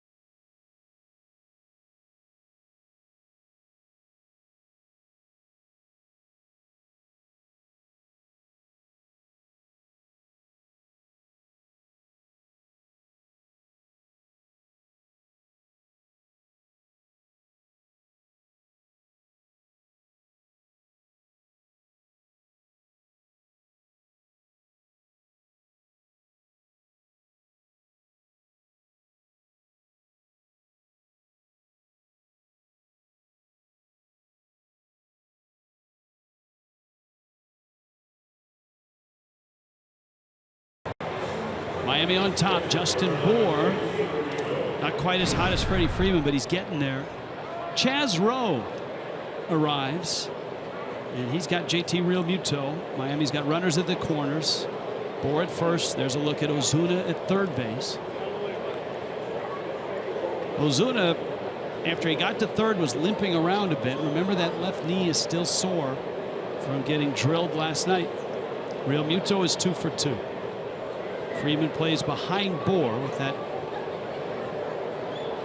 ankle. He's probably not running anytime soon, and Realmuto shortens to bunt, takes a strike.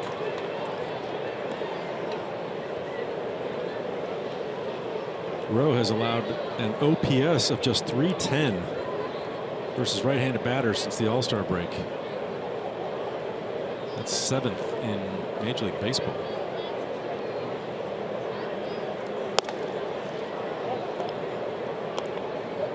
We talked about Justin Bour and swinging the bat very well. That last single to right center, 114 miles an hour off the bat.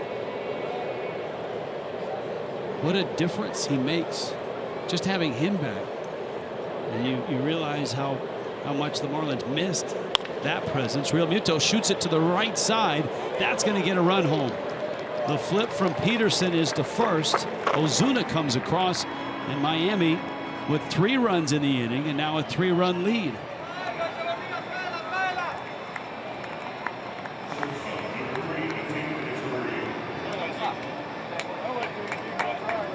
No chance of turning a double play with as far as Peterson had to go to get that ball. Justin Bour makes it to second easily, and now in scoring position for Echeverria. Echeverria's popped out and bounced into a double play.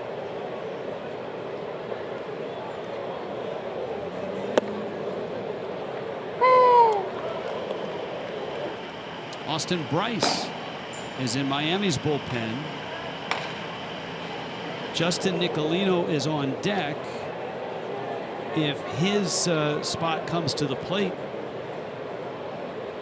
with Bryce being up, you'd expect the Marlins might hit for him.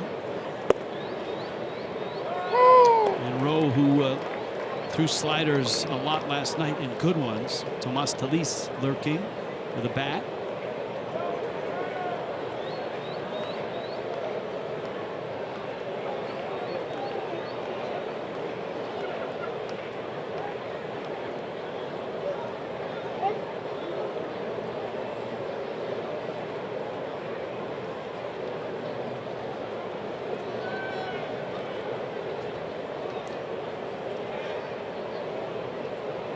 Oh, 2.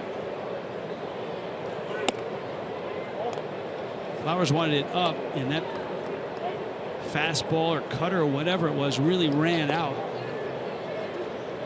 And it's 1 ball and 2 strikes.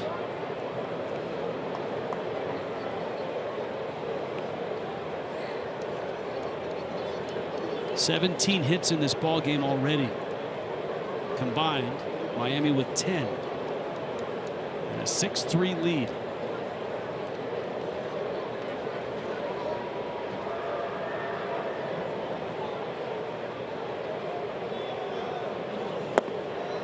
Echeverria swings and misses. And the inning is over, but it opens with a triple from Ichiro. And the Marlins get 3.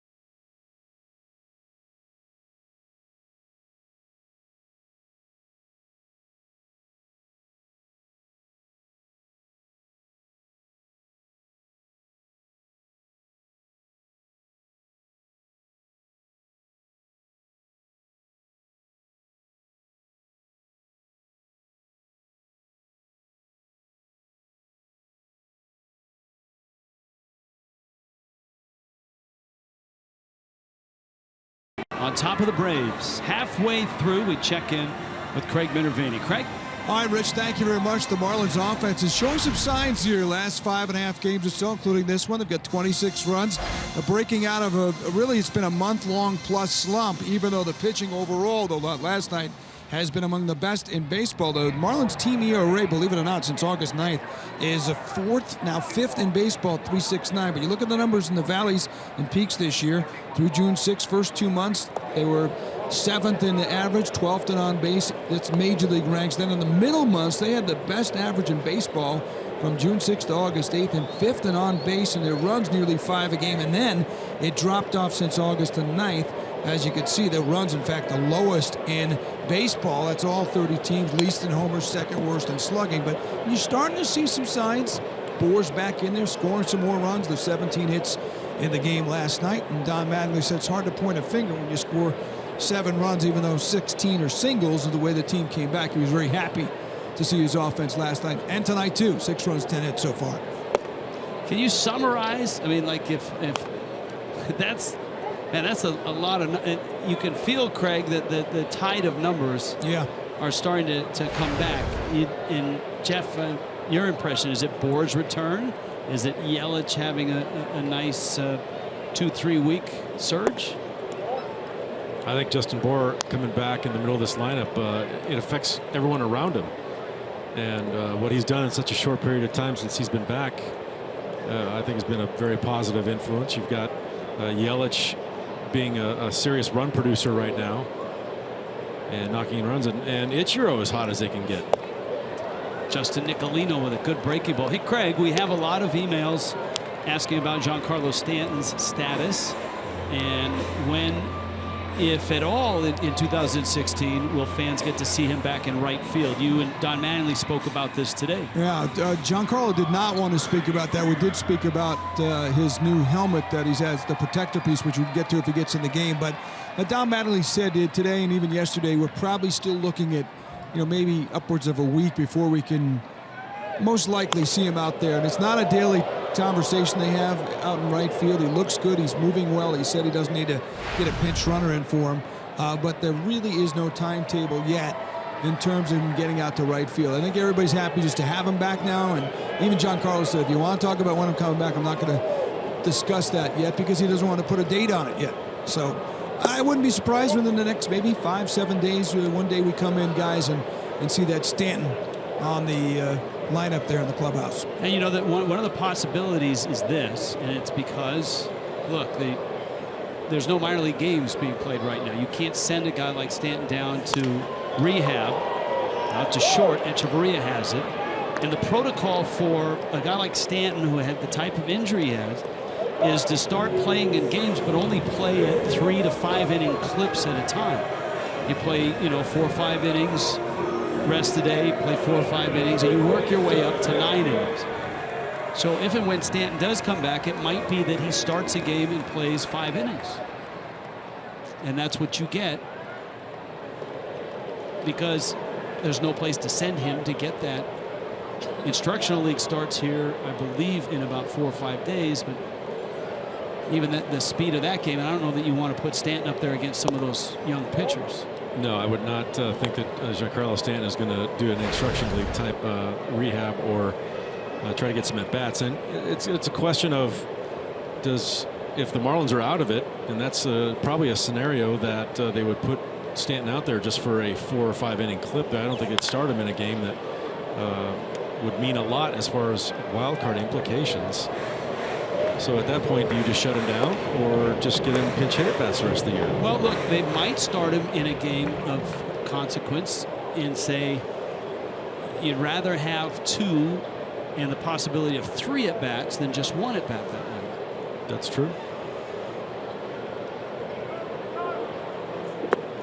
And with the deeper benches that you have now with September call-ups, you're not putting Don Mattingly at a deficit as far as his bench is concerned. He's got plenty of guys down there to put into the game.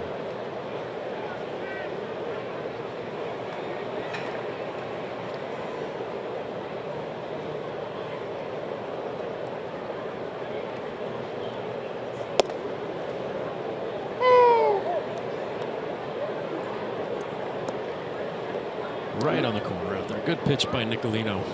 And that's the other story here tonight. Jake Esch 3 2/3. Justin Nicolino, a big out to end the 4th, and the first 2 outs here in the 5th. And this is, look, I think both managers would tell you that just about everybody in baseball thinks that the September roster issue needs to be solved. But in the meanwhile, for the Marlins and Don Mattingly, he's using it to as best he can. And Nicolino in that parade of pitchers last night, a great example of it. And boy, Justin Nicolino looks sharp. He's retired all 4 he's faced.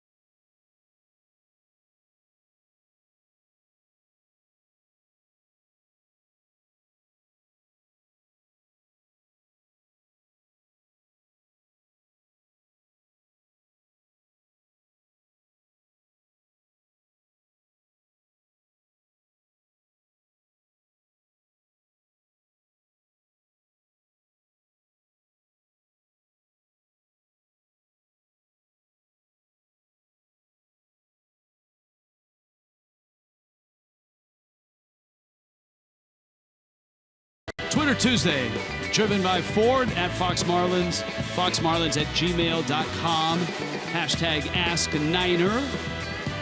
We've had a variety of questions tonight, statements, both fun and profound, some angry.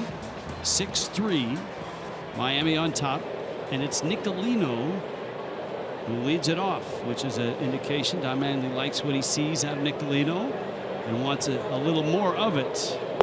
Chaz Rowe throws a fastball for a strike. D. Gordon and Ichiro coming up here in the 6th as well. Nicolino got that all-important shutdown inning after the Marlins scored 3 in the top of the 5th. Set the Braves down in order in the bottom of the 5th.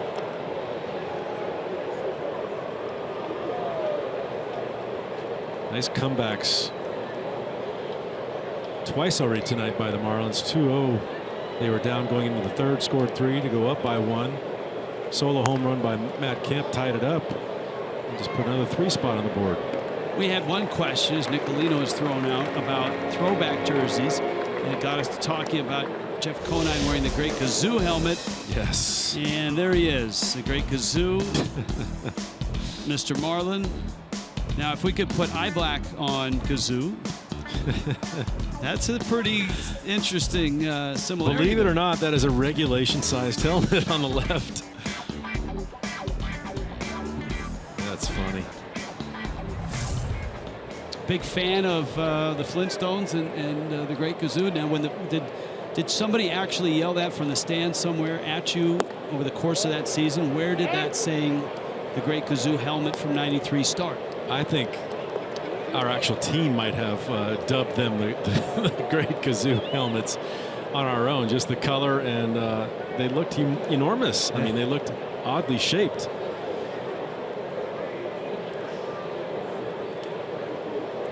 Here's Gordon. How long did you guys stay with that helmet? When did you go away from it? The next year in '94, they were gone. Was that a team vote? I think it was an organization-wide decision that we're going to ditch those. And the next year, we had 3 different caps that year. We had a teal on the main body of the hat, and then a black bill was a alternate road hat, and we had the all teal hats. And then the next year, I believe, we went to all black.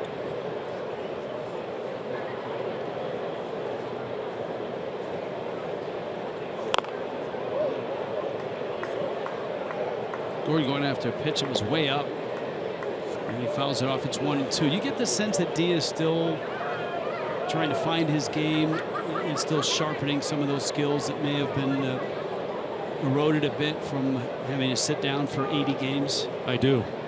You're talking about starting back from scratch, and you know, a player that's coming off a suspension only gets 10 rehab games, where a normal injury would get 20 rehab games. So he's had very limited at bats when he was thrust back in the major leagues here. He's been starting every day, and I think it's been a grind for him to get back to where he was timing wise.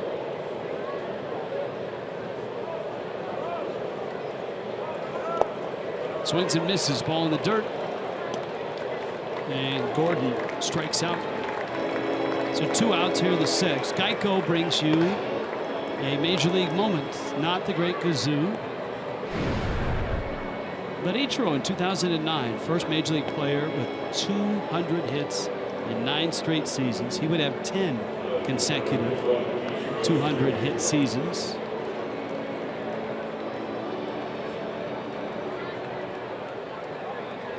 Is that good, Rich? 10 straight with 200 hits? It's good. And Ichiro, he was talking earlier this year about, oh yeah, 2 outs, Ichiro goes after it. Hold that thought. I will. It's a good one. 6-3. Marlins.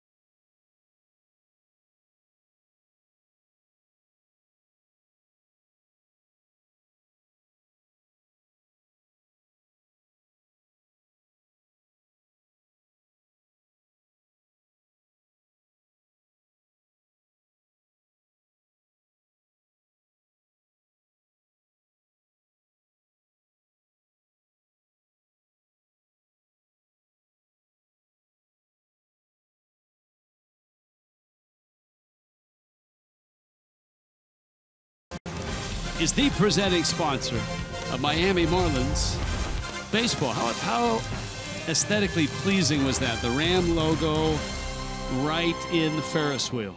6-3. Miami on top. And Justin Nicolino continues. He's retired all 4 he's faced. He gets Markakis, Flowers, and then Peterson. This is a nice little nuanced 1-2 punch with Nicolino following Esch, because with the Braves you've got a lot of left-handed bats in there. And Ciarte, Freeman, Markakis, Peterson. And you see Justin Nicolino not going through a windup. He's starting out of the stretch, even with nobody on base. A lot of times you'll see pitchers, when they go down, work on their mechanics, they might be rushing a little bit when they're going through the windup. So they start off in the stretch and things feel good. They just take it right into the game. All right, you wanted the Ichiro story now? Please, I'm dying to hear the story. 200 hits in a season was a special sweet spot for Ichiro. Of course, his 2001 season, he had 242 hits. He set the all-time record at 262 in 2004. He's very particular about his bats, but he was telling a story. I mean, I don't know exactly which season it was, but early on in that run of 200 hit seasons, he got to 200 and he kept using the bat because either the Hall of Fame or somebody wanted, when he got to 200, that bat became special. He put it away. But for whatever reason, either he forgot or he was hot, didn't want to do it. Roller out to second, and he broke it. He kept using the bat where he got his 200th hit that season, and he broke it. And he said he regretted that. And from now on, whenever he gets to a mark like that, he's able to put the bat away. Hey, look, I know you've been good to me. I'm going to retire you right now. And I think the 200 hits significant to him because he only had 200 hits in Japan once. And that was in '94. That was his big breakout year. Of course, in terms of games played, the schedule there, 130 to 135 games a season. Esch drops it, picks it, throws it. He throws it wide of Bull. And Tyler Flowers, the Braves catcher, on an E6, is on base.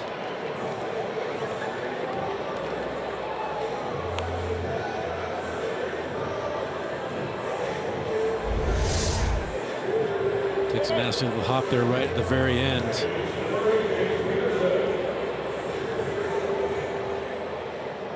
Comes up on him, hits him in the heel of the glove, and then he rushes the throw. I think with a good throw, he probably still gets him. Yeah, definitely still gets him, but up the line, no chance to get him for Bohr. Peterson trying to bunt. That one climbs up the screen.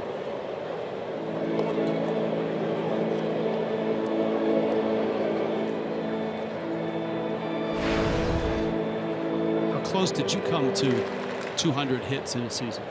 I think the most I ever had was 175, 176, somewhere around there.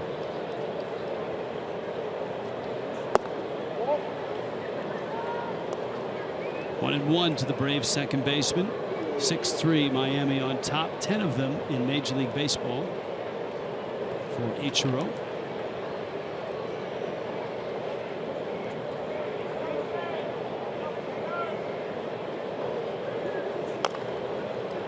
Little roller up the line. Now last year Ichiro had 91 hits.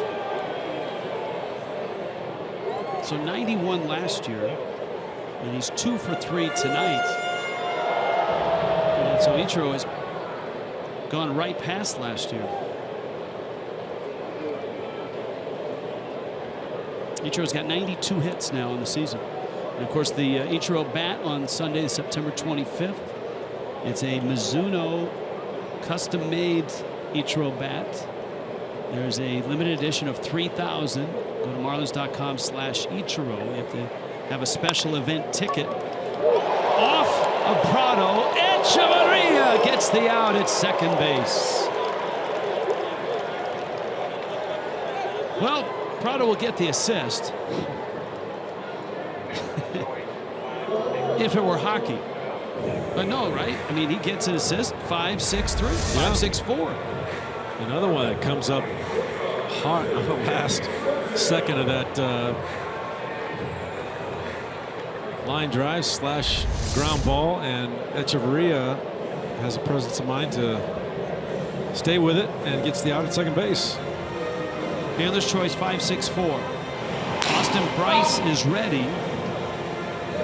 Dansby Swanson is up. And Nicolino exits to this Kendall Toyota call to the pen.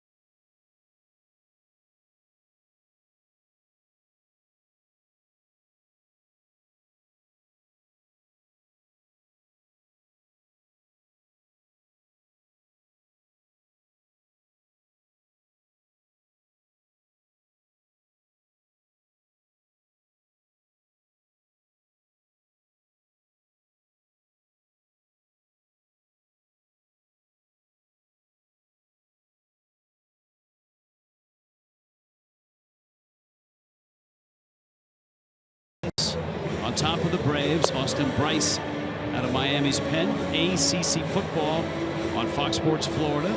Heisman hopeful Deshaun Watson and number 5 Clemson take on South Carolina State. Saturday at noon, Fox Sports Florida. That's as close as we could come to a Clemson jersey, I think. Good effort. Need a little purple, that's all you needed. The Marlins getting an outstanding effort from Justin Nicolino as he goes in a couple of innings, and Bryce pours in a strike against Swanson, who was singled and was intentionally walked. Yeah, Nicolino kind of fell out of the organization's grace. He was in the starting rotation for a while, was sent down a couple different times. It's nice to see him get back out there tonight in a big situation and do well.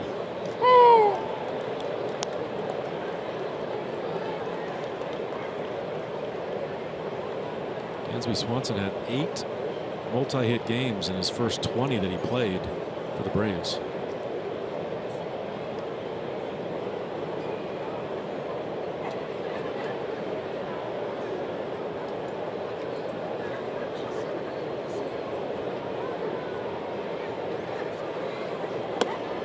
Swing and a miss, and Austin Bryce finishes the 6th. 6-3 Miami.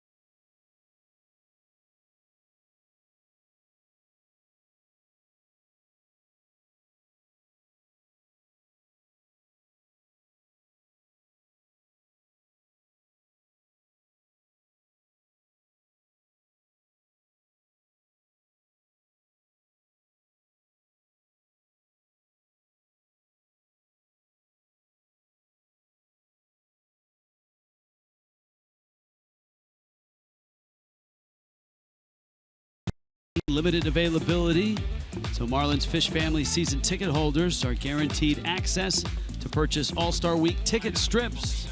Learn more, visit marlins.com/ASG. That Cuban sandwich looked pretty good right there, Rich.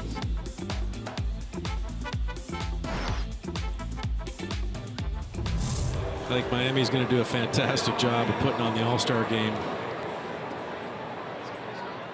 It's a big event, and the city of Miami does really well with big events. I would expect you'll be doing about 8,000 things, since you were an All-Star twice and an MVP of the All-Star game, and you live in South Florida, so you know your way around Miami.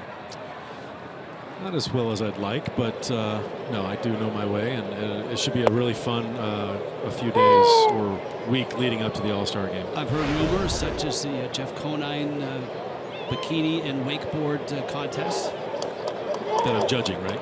Well, and the sponsor and the spokesperson, spokesmodel. Prado, Yelich, Ozuna in the 7th. And Martin goes after a breaking ball, sends it in the air to right center, and Ciarte runs it down. So an out here in the 7th. If you're just happening by in this one, the Braves got off to a quick start against Jake Esch, the hottest Brave around. Freddie Freeman hit a 2-run homer. You see the Marlins box score there. The Marlins started back with 3 in the 3rd. Braves tied it on a Matt Kemp homer in the 4th, and then 3 more for the Marlins in the 5th. Christian Yelich has driven in 2 with 2 hits. Marcell Ozuna and Justin Bour with RBI hits. Ichiro with 2 more hits tonight, including a triple and an RBI single. And Yelich a perfect night. He's 4 for 7 with 3 driven in this series.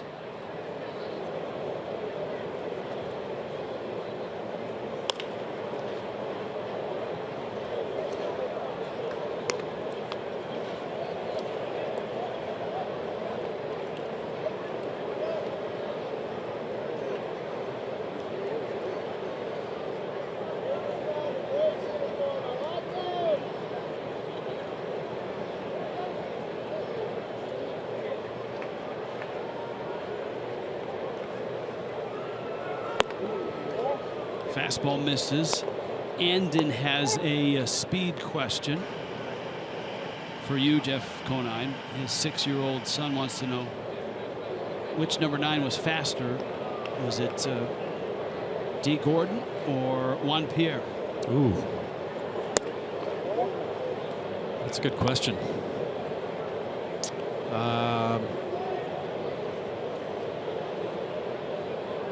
That's a really good question, actually. We may have to ask Juan Pierre. Yeah, and D. Gordon. I think Yelich walks. Second walk for Yelich. Now, okay. I would say those guys would say each other. Juan Pierre, they're such nice guys. Juan Pierre would say, "Oh, D's faster than I am," and D would say, "I think Juan Pierre's faster than I am." I think if you have to go from 1st to 3rd, I think, in my mind, having seen both play, I think D. Gordon is a little faster. I think if you needed someone to steal second base, Juan Pierre might get a little bit better jump and might be quicker to the bag. But both are lightning fast. Yeah. I mean, we were talking maybe 100th of a second. I might give the edge to D. Gordon, but Juan Pierre could flat out fly. And I got to see him play next to me in center field, so I got to see that speed on display quite often.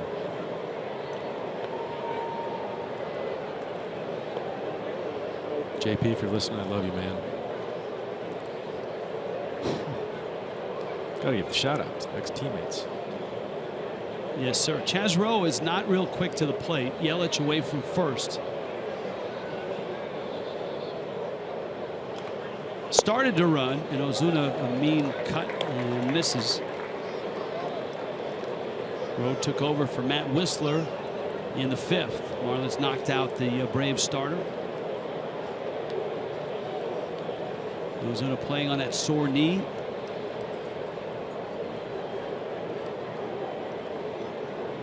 Marlins, think about stolen bases, 13th in the National League as far as stolen bases are concerned. And it's interesting, you know, you look at the playoff contending teams, and I just looked at, you know, which teams are at the top of stolen bases, which are at the bottom, and St. Louis is dead last at 15th, and they're in the playoff picture. And battling for them right now with the wild card, second to last is the New York Mets, and they're 14th in the league in stolen bases. The difference, I think, between the Cardinals, the Mets, and the Marlins is those teams aren't stealing bases, but they're hitting the ball out of the ballpark. Where are they in home runs? The Mets are number 2 in the National League, and St. Louis is ranked number 6. So they're making up for those lack of runs or lack of men in scoring position. Little flip, and the turn is in time to get Ozuna. Chaz Rowe starts the double play.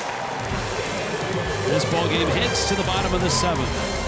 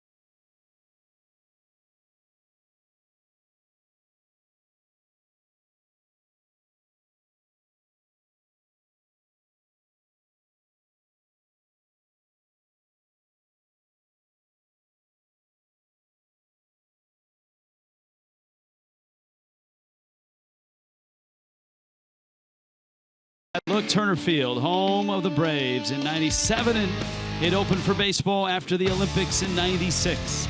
71 postseason games, though no World Series wins here.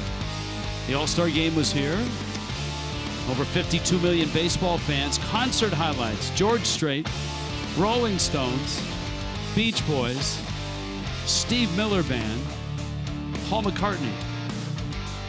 Georgia State University football and baseball stadiums will occupy this area. The football here, and I think they're going to build a baseball stadium out where Fulton County used to be. You think all those flags are going to be in a box here in about 2 weeks headed to... I would think definitely. Moving vans coming up. They're packing up the flags, packing up all the... I don't know, though. They may have new stuff up there, and you might be able to buy a J off of the John Smoltz, right? And put that in your living room or sports cave. Here's Brandon Snyder for the Braves. I'd buy that. At your house, it would be a sports loft. Yes. Or a sports wing. Austin Bryce. Play for 20 years, you acquire a few things.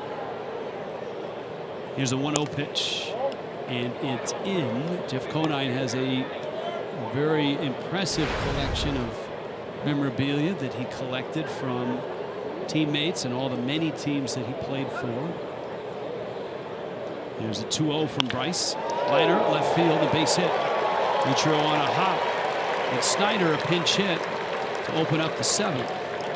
What's the most treasured, maybe not famous, but most treasured piece of memorabilia that is in your house, other than your wedding photo? I've got some unique pieces. I've got one of the original Xboxes and a baseball signed by Bill Gates. I like to have stuff that aren't signed necessarily by baseball players. I've got a Babe Ruth and Lou Gehrig signed $2 bill. Wow, which is pretty cool. And that was given to you by Ruth or Gehrig, or? Yes. Yeah. Inciarte hit by a pitch, and he's on his way to first. And Austin Bryce, did he bunt at the ball? That's the question. If he bunts at the ball and it hits him, it's a strike. But the umpires have said no attempt to bunt at it. Here's a look.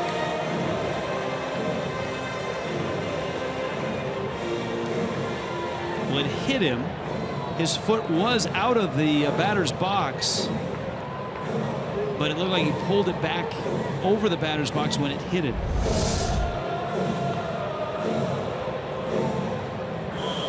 And so Austin Bryce, who got a strikeout in the 6th, here in the 7th, has run into some issues, and now he runs into the teeth of the Atlanta order. And that was, I guess, part of the deal of lifting Nicolino and bringing Bryce in, is that you no longer had Nicolino to face Inciarte and Freeman, two really tough lefty bats in this inning.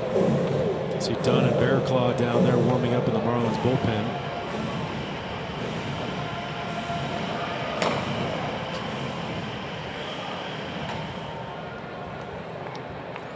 I would assume that, depending on the outcome of this at bat, that Dunn might come in and face Freddie Freeman, lefty on lefty.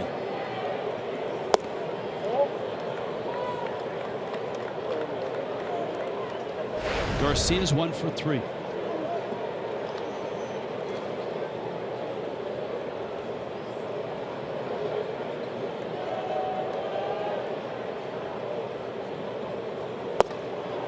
Good slider. Bryce, a guy that the Marlins moved out of a starting rotation in Double-A into the bullpen. He pitched well in both of those roles this year. And in his early run with the Fish has impressed.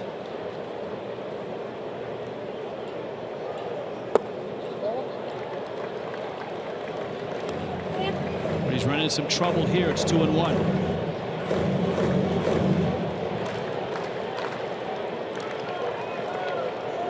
Pittsburgh, North Carolina.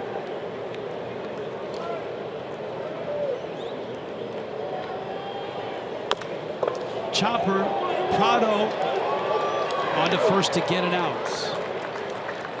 And so Miami has an out. Freeman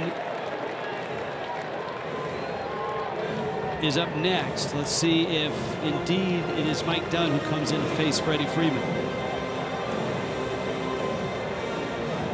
And it is. Mike Dunn will face Freddie Freeman, who represents the tying run with one out in the bottom of the 7th. Kendall Toyota call to the bullpen.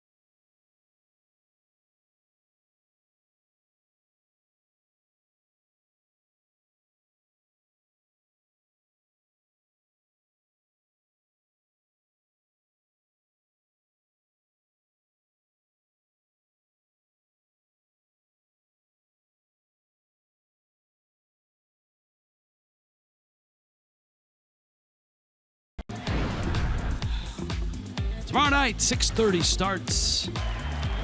That's right, it's a showdown, right? La Legionera. It's like a telenovela. Jose Fernandez, Julio Teheran. It's a Jose night.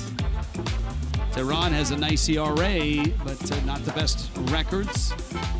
But look at the walks, just 36 of them for Teheran. That'll be a great matchup. Teheran, obviously the ace of the Braves staff this year. See if Jose can figure out those road woes before the end of the season. Look at that, 4 for 25. First pitch slider. He misses away. I think that's the 19th straight at bat that Mike Dunn has started Freddie Freeman off with a slider. That's good info. Someone, Birdie told it to me. That slider misses. Kyle Bearclaw in Miami's pen. You've got Kemp, the right-handed bat, on deck.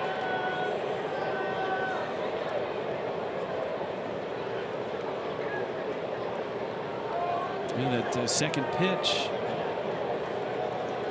looked like it caught the outside part. 2-0. The Express. It's 2-1. Seems like when you're going good like Freddie Freeman, you get those calls that are almost unhittable pitches in the outside corners. You don't get them called strikes, and then you get more opportunity to put the ball in play. And he is going great. And Dunn doesn't get that. You can see him kind of slump his shoulders. That just grazes the bottom of that. Pitch number 2 was called a ball, and that one as well. So it's 3-1. Does that mean fastball here, or can he stick with that slider?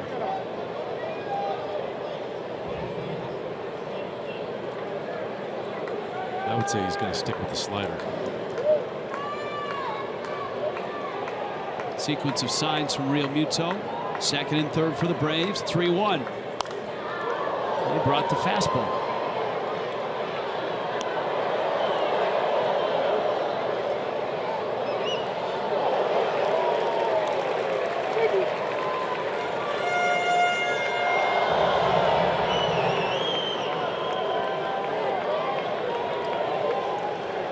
A lot of damage in 104 games. 3-2. Freeman to left center, well hit. Yelich on the run. He's there and he makes the catch. Tagging at third. And coming home is Snyder. 6-4. Boy, he hit that on the button. Yelich got a good jump. I see Mike Dunn asking the umpires as walking by if those were off the plate. Here comes Don Mattingly. He's, like you said, with a bullpen full of arms, he's managing like playoff games. These are must-win games for the Marlins right now.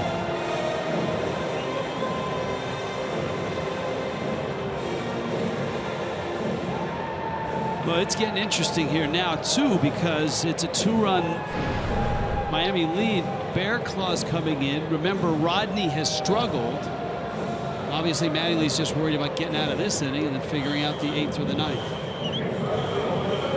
So Dunn gets the out. Freeman drives in the run. Double switch is coming with a Kendall Toyota call to the pen.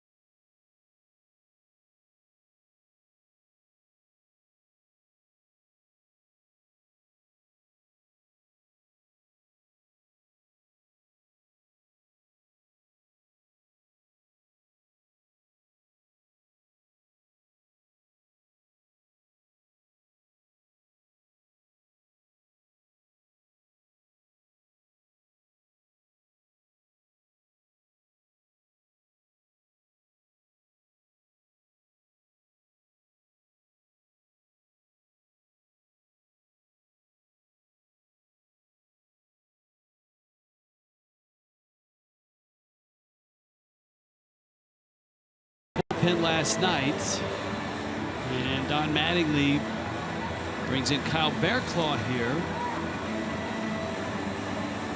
and Bearclaw is the third pitcher this inning. Ichiro is going to go from left over to right. Bearclaw on the mound, Francoeur in left. So with the double switch, you've got Bearclaw. As we were talking about, Fernando Rodney has struggled. And so it feels like and looks like Don Mattingly wants 1+ from Bearclaw. An out here and then pitch in the 8th.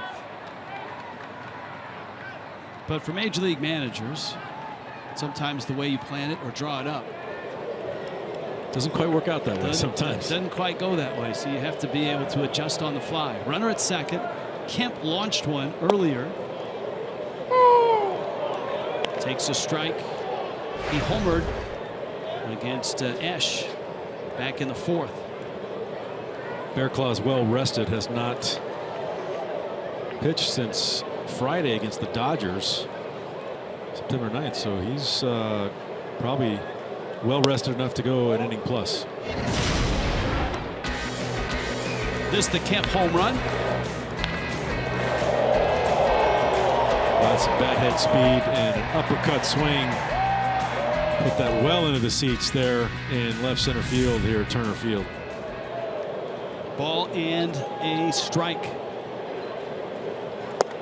Slider.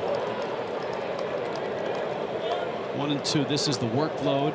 We talk about the off days.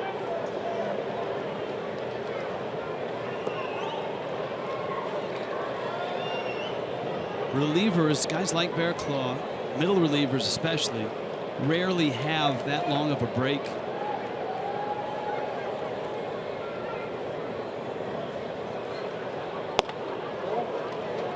They are the offensive linemen of Major League Baseball. Absolutely. And earlier this season we saw Bearclaw would probably pitch 5 out of 7 days if the Marlins were in the game. And you look at his K percentage on the season versus right-handed batters. He's leading National League relievers as far as strikeouts are concerned, and strikes out more right-handed batters than anybody else in baseball. 44.3% per plate appearance. Strikeouts per 9 innings in relief, just ahead of Kenley Jansen.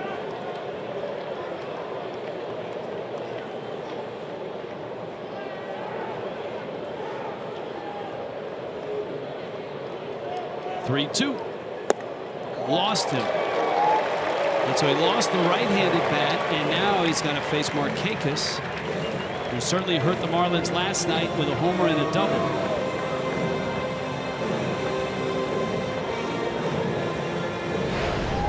And that's what I was alluding to, and then you can draw it up all you want, and it rarely goes in that direction. I know we've gotten off the emails and the tweets for a moment. I'll slide one in from Jessica, who wants to know, Jeff, who's your favorite person to work with at Fox Sports Florida? Who's that from? Jess. I thought you said Jessica. That's interesting.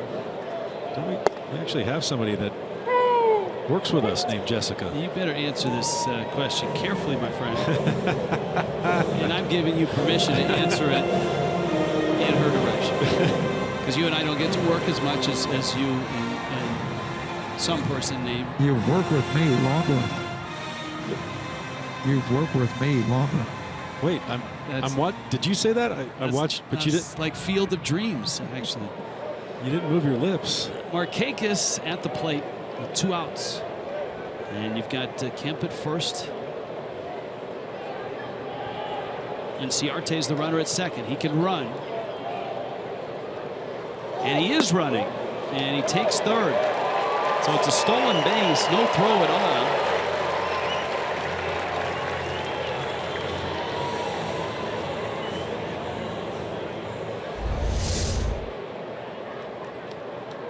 Great secondary lead, and that's a timing play. He steals that off the pitcher, Bearclaw, who was not paying attention to him over at second base.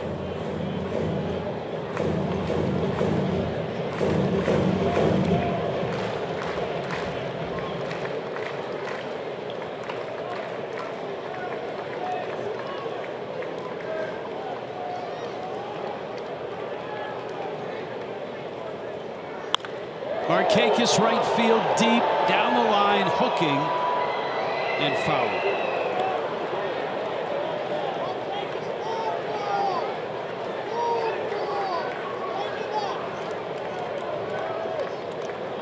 Yep.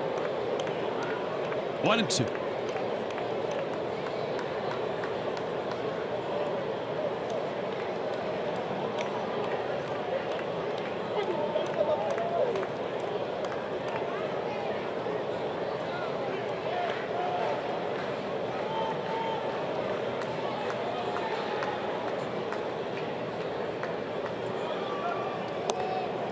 Breaking ball out.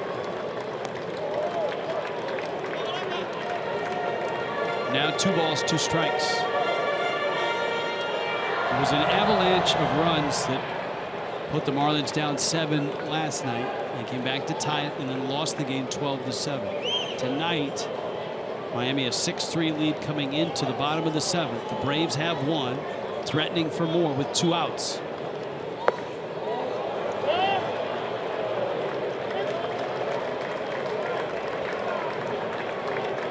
Bearclaw is one of those pitchers that, regardless, right or left, he's just about as effective on both sides of the plate.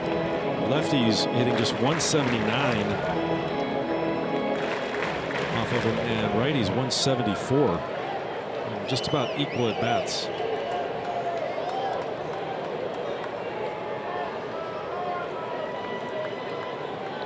Full count. Kemp on the move. And Markakis in right field. That's a hit. The Braves are within a run.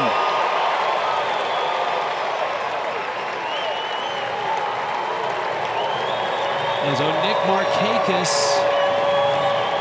with an RBI single, and here comes Flowers. Well, that's a 3-2 pitch. When a guy throws 95 miles an hour, you got to look for fastball there. It is down in the zone, and Nick Markakis just keeps his hands back and does his job.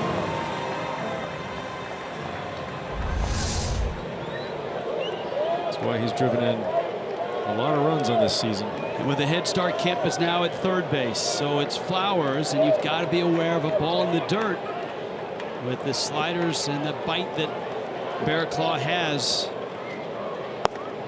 Fires a fastball, and that misses low. And as we said, you can draw it up on paper all you want.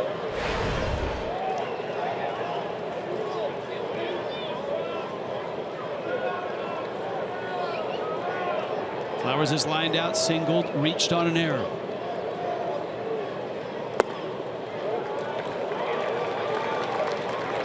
Real Muto out for a visit.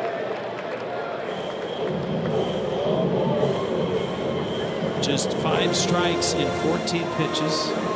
Real Muto and Bearclaw trying to get on the same page. Juan Nieves out. And Miami trying to get through this inning without losing the lead. And that's the other look. Obviously, you're trying to get through this inning. We talked about the double switch, wanting to get to Bearclaw to get maybe 4 outs. Now he's 14 pitches into this inning. There's your bullpen comparisons this season. And that's the difference maker right there. And that's inherited that is scored. And that's head to head, obviously, in the games between the Marlins and the Braves. So 2-0 to Flowers, Braves catcher. And now it's 3-0.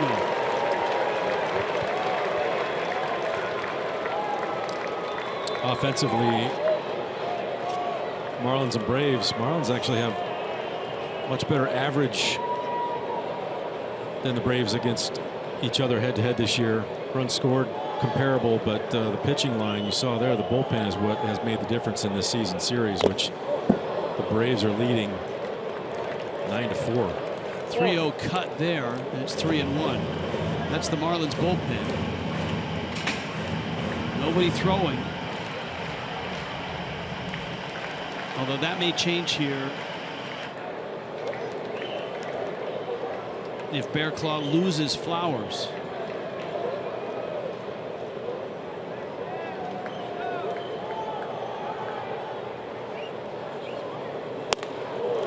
Another good fastball and another strike.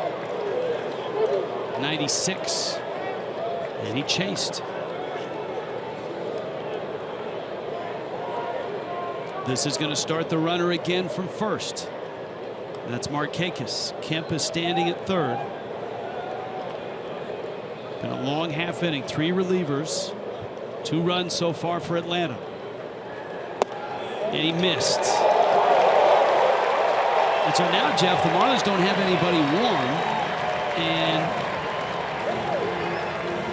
the Braves have got Peterson. Don Magny wants to know where that pitch is. And it's a ball. They made a good call on that. And somebody just got tossed. I'm not sure who.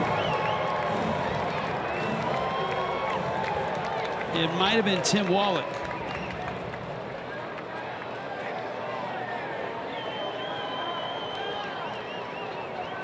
So Tim Wallach gets tossed. The pitch looked in. It almost looked like Mattingly was asking, was it up? But you could really sense the frustration, and I'm sure for Mattingly it's, you know, obviously he's not happy about that pitch, but the frustration of manipulating this inning to get Bearclaw in, double switching so that he could get him to pitch the 8th, and all the plans and all the movement right now is wobbling heavily to the left. Bags loaded, 2 outs, and the lefty Bat Peterson is up. There's a strike. Yeah, you got a well-rested Bearclaw coming into this game and just cannot find the strike zone. He elected to go with a 3-2 slider after throwing 2 fastballs right by Flowers.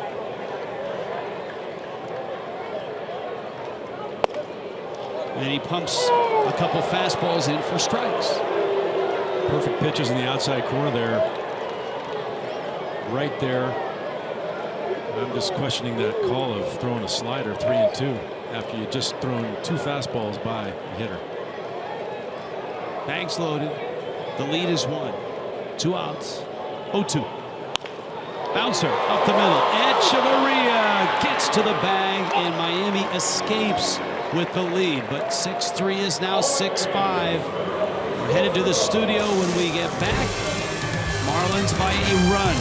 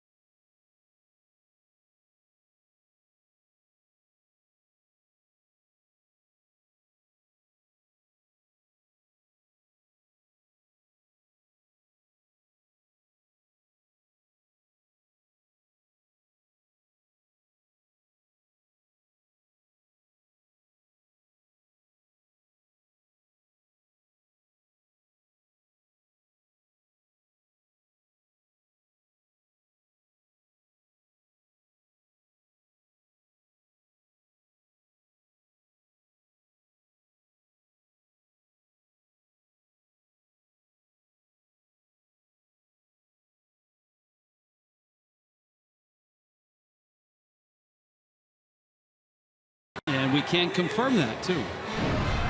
Chris Withrow in for the Braves. So, lots of twists and turns in this one. The latest being the Braves are within a run, and there's 2 innings to play in the ballgame. So, for the Marlins, it would help to get a run or 2 in terms of insurance.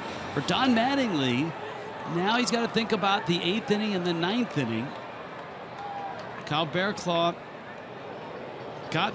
barely got through the bottom of the 7th. And would he run Bearclaw back out there for the 8th? Is Fernando Rodney not an option because he's struggled mightily lately? Would you ask A.J. Ramos to try to get more than 3 outs? There's a lot of things swimming around in this one. Yeah. Is David Phelps available, although he just came off the disabled list and worked in yesterday's ballgame for 2/3 of an inning. So now the Marlins put 4 on the board here, and it makes life easier, but much easier. And like you said, Rich, earlier, when it all laid out on paper, it looked great that Kyle Barraclough, who is well rested, comes into this ball game, gets that 3rd out of the 7th inning, pitches the 8th inning, and we're almost for the 9th. But with 18 pitches now for Barraclough, even though he's well rested, does he send him back out there and maybe pair him with Ramos in the 8th? Well, you measure it by pitch count and effectiveness.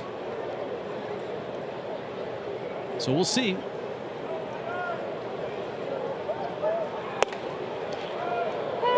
Bohr had a big hit in this one. RBI single in the 5th. Last guy to face Matt Whistler.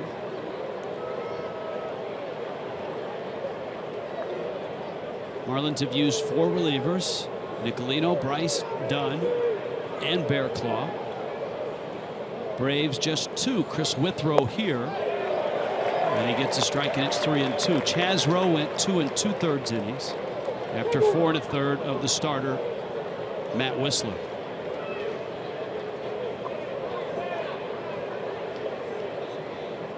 Speaking of Nicolino, Fish on the Farm has a tweet for you on Ask Niner Night.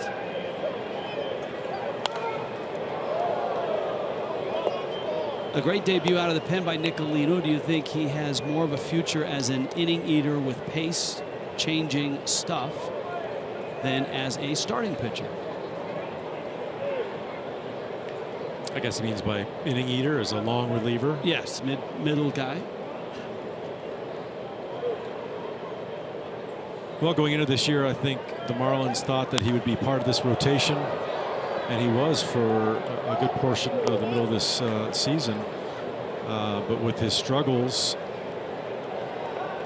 and the health of the starting staff, he might get another opportunity to start. But I think long relief is definitely a possibility, especially for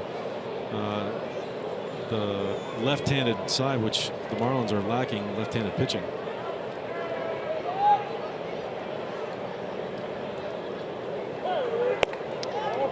A pitch at bat, and Bohr, who looks like he's in mid-season form the way he's seeing the ball, trots down to first. Been very impressive with his at-bats since coming back. He did not get a whole lot of minor league at-bats. Marlins are going to pinch run for Bohr. And so Jeffrey Perez, who had a great year stealing bases in the minors, still is playing with an injured thumb. He can't hit, but he can run. And so Perez is at first.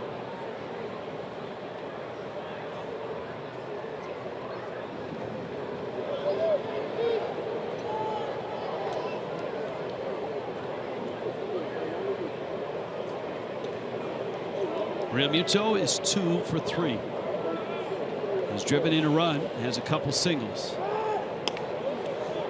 Perez finished 3rd in the Southern League this year with 39 steals.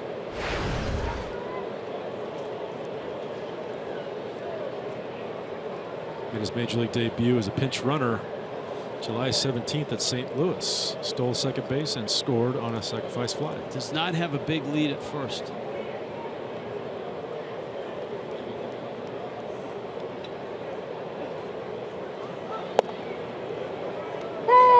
Withrow throws a strike. It's 0-1. And Realmuto wasn't convinced. And it looks like it's just either on or off the edge, depending on how many pixels you've got.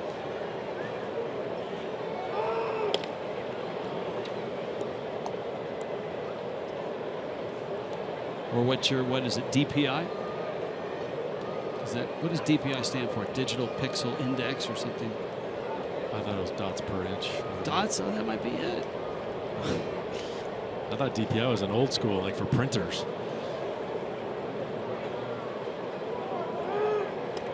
Well, we need to get the crack staff, our technical crew, involved. What'd you call it? Digital what? I don't know. Pixel index. Throwing things out. The point is, the pitch was right on the edge. It was very close. Yes, thank you.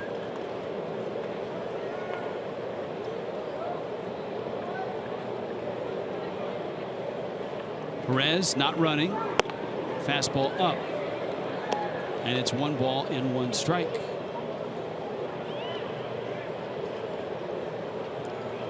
Well, the art of stealing a base, even for a major league veteran, involves a lot of things. Delivery time to the plate. What kind of lead can you get? What's the pickoff move like? Is it a possibility of a breaking ball?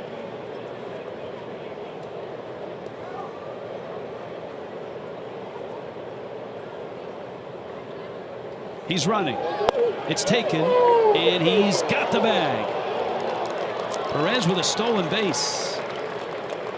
And he got the breaking ball, too. Slightly more time on the breaking ball. He gets to go down to second base. Good jump. And you see him wear that guard.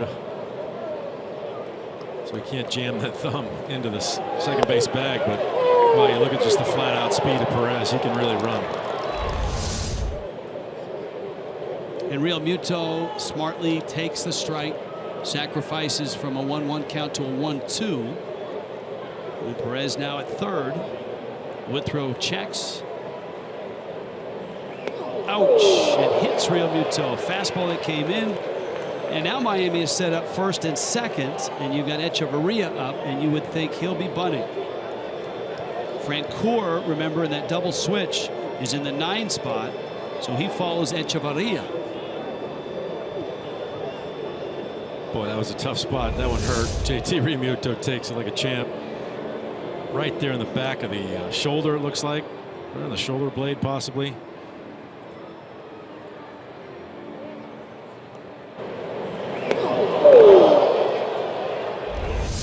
Good sounds of the game there. Yes, that's thud.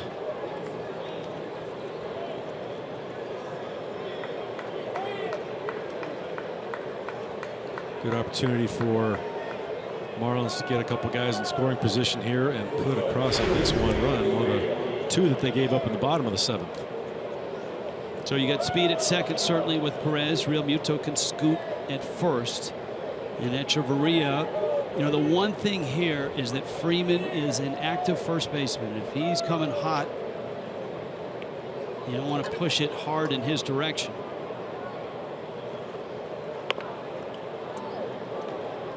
The nice thing is you've got a speedster at second in Perez. And that one is foul. It's 0-1.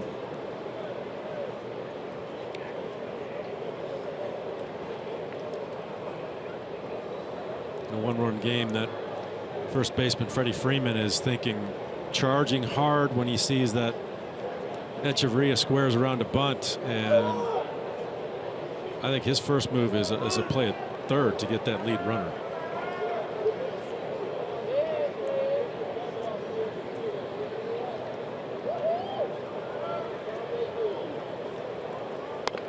Drops it down and deadens it in front of the mound. Withrow to first. And Echeverria executes and puts runners at second and third with 1 out. And it's Francoeur who's the hitter. Nicely done by Echeverria. So a walk to Bohr. Perez pitch running for him. Swipes second base. Real Muto then gets hit by a pitch. Francoeur gets a nice ovation.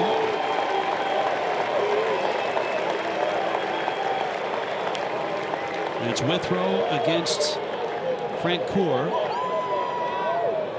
Gordon on deck. Would they throw him a first pitch fastball? I think they know him well enough that you probably wouldn't want to put one in the strike zone here with a fastball. But he does. They did. They threw it by him. Francoeur knows an aggressive hitter. You would think that he might have been thinking that the Braves are not going to throw me a first pitch fastball. It was that tight. He could put in the air. It was up in right on the corner. Infield's in.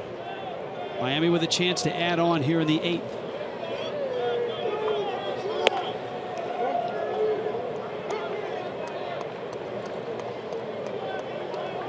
Giancarlo Stanton on the rail.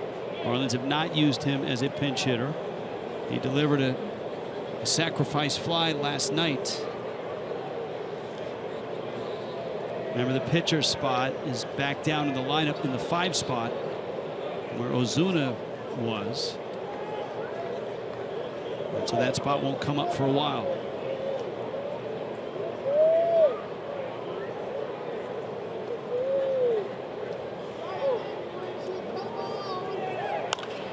Francoeur pops it and into the seats. All right, Jeff Conine, question for you. Infield's in, but you got great speed at third and you got a trail runner at second. Is it contact here? Is he going ball off the bat on the ground regardless of the depth of the infield? With Perez on third base, I would say yes. I would say it's a contact play, and he's off and running as soon as Francoeur makes contact with this pitch. 1-2. Fastball, strike 3 called. No contact. It's a strike. That's a perfect pitch from Withrow. You see where Flowers wants this pitch up and in. Boy, but talk about an absolutely perfect pitch that you really can't take when you got a guy on third base in scoring position. So Francoeur strikes out. Now it's up to Gordon. And don't discount a bunt here. Ball in the dirt. Here comes Perez. He dives. He got the plate. He's safe. Terrific slide by Perez. And the Marlins get that insurance run. It's 7-5. A wild pitch. And watch Perez work. Look at the secondary lead. He's got one job here, and that is to get home. You see him as soon as that ball hits the dirt, he takes off, explosive speed. Gets around the tag there.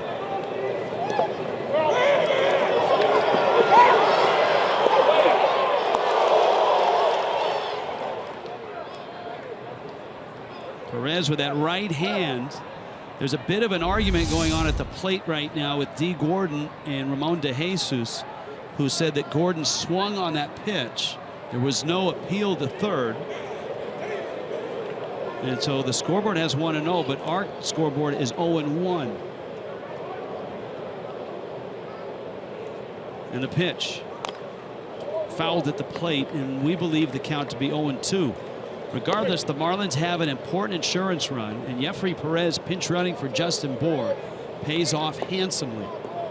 He made it happen. With a stolen base that set up the Real Muto at bat. Real Muto got hit and then scoring on that wild pitch. And Rich, if you saw his secondary lead when Francoeur was up there, you know he was going on contact. High fastball. Gordon doesn't chase. Yeah, the scoreboard in the ballpark is incorrect. It says 2-1, and I just watched Ramon DeJesus put up 1 and 2 behind the plate. So our board is correct.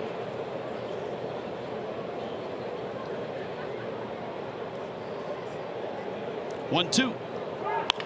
There's a chopper, dropped, picked up, and just in time to get Gordon. Miami gets a run, and they do it without a hit, but a lot of speed from Jeffrey Perez.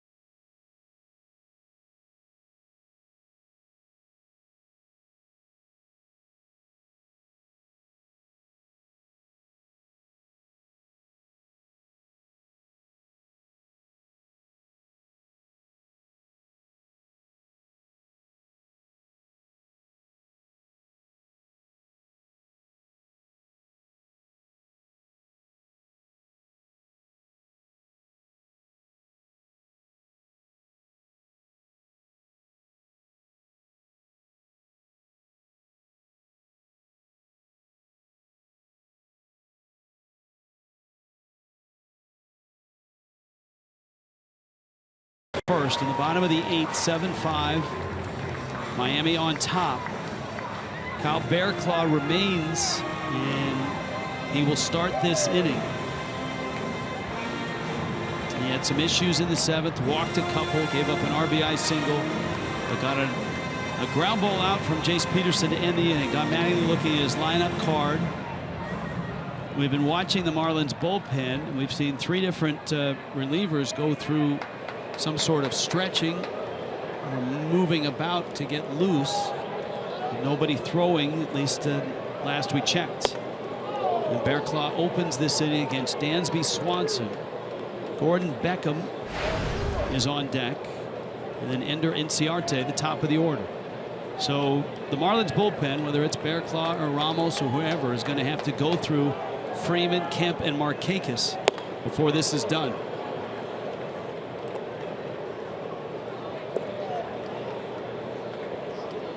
Saw Bearclaw in that last inning with 3 perfect pitches. It's kind of a tough at bat when you see a guy struggle with command throughout the entire inning. Then he kind of painted 3 pitches to end up striking out the last batter of last inning. With all the emails and the tweets, we really haven't talked too much about other games tonight. The Marlins open play 5 back in the wild card. The Mets had a lead and have lost it in D.C. in the 9th. 3-3. Mets and Nationals going to the 10th.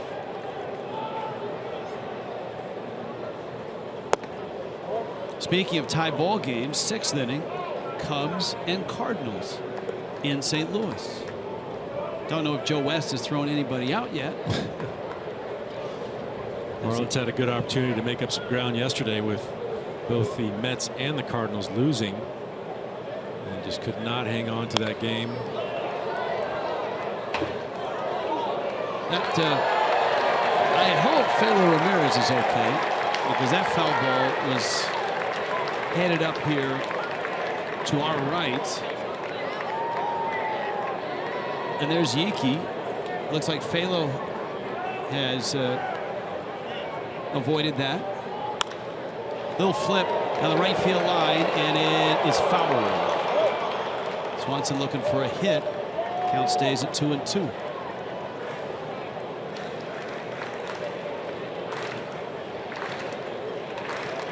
I think that's primarily one of Yiki's most important jobs. To protect Phil? Yes.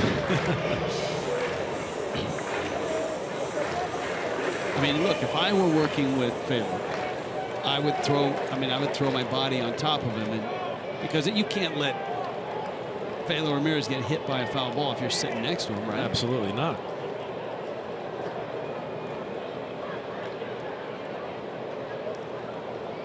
Fellow just celebrated his 93rd birthday. Is that correct? As far as we know, I've actually heard a little north of that. There's a strike, and down goes Swanson. So Bearclaw gets a strikeout, and that opens up the 8th.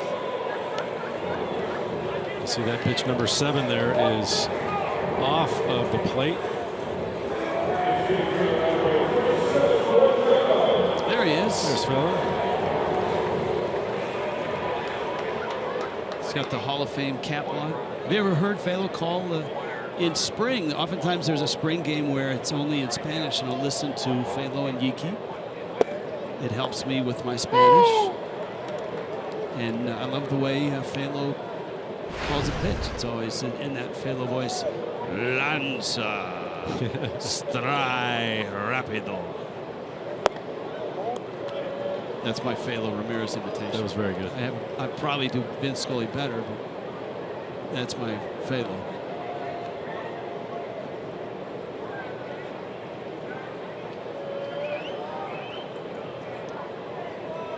Ball and a strike.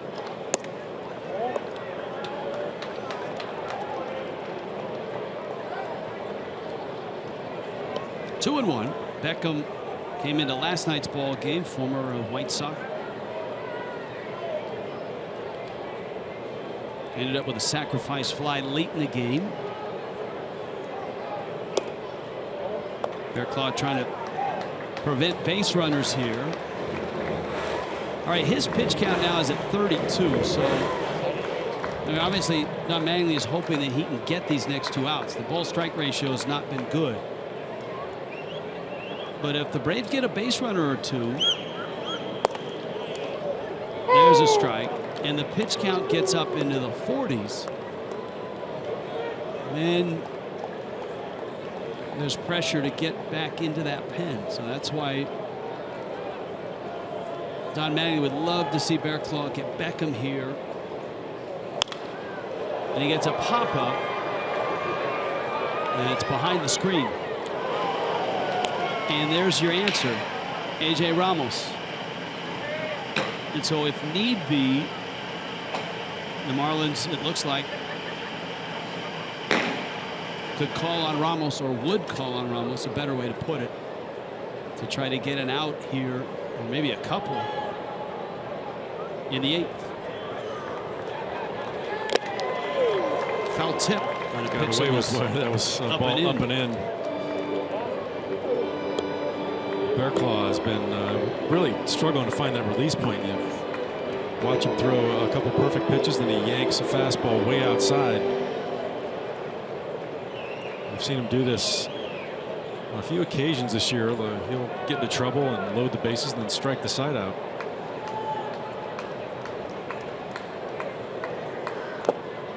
Another foul tip. By the way, the Mets just scored on a T.J. Rivera home run. That in the 10th. So it's 4-3 Mets in D.C.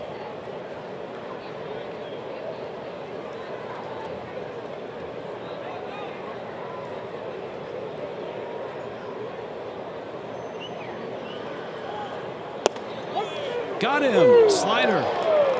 And an important out to get for Bearclaw for sure. Yeah, there's that good wipeout slider that we were so used to seeing from Kyle Bearclaw. That just has not had it tonight. But this one freezes Beckham. And you see it just barely catches the outside corner.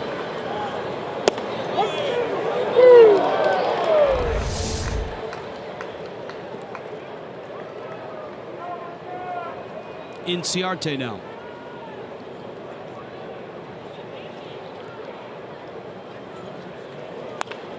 Little dribbler to third, Prado to first, and the best case scenario is that Kyle Bearclaw gets through it. 7-5 Miami.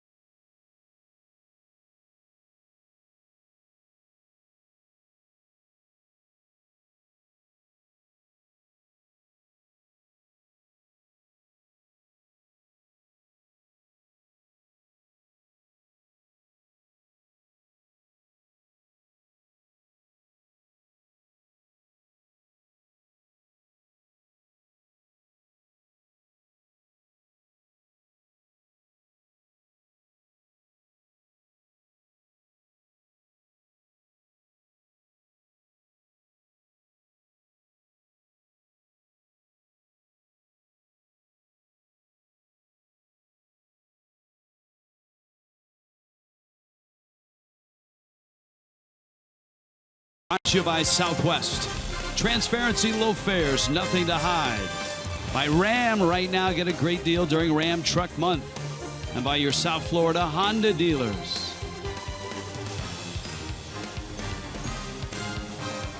(7-5) Miami in Atlanta.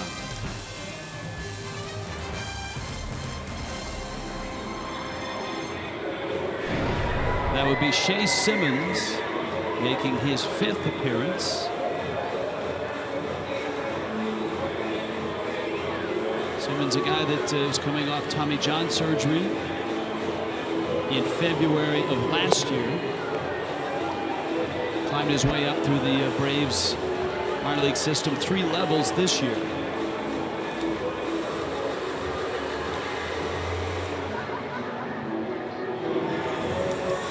All 4 of his appearances this year in the big leagues have been scoreless, all of 1 inning. Giving up a couple hits and no walks, has a strikeout.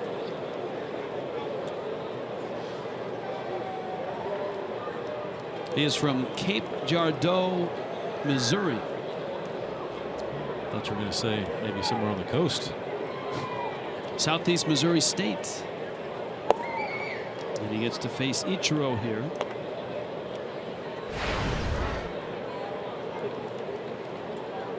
Simmons got to Atlanta back in 2014 as well. Ichiro, another real nice night. He's 2 for 3 with a triple and an RBI single. Well, you recall at the beginning of the season, the Marlins, after bringing Ichiro back, there's a lot of questions on whether or not he'd get enough at bats this year to reach his 3,000th hit milestone. And with the injuries to Giancarlo, Yelich was out for a little bit with the back. Ozuna, he got plenty of, and he got hot. Boy, June, he got really hot and compiled hits quickly. 10 in a 3-game span at one point.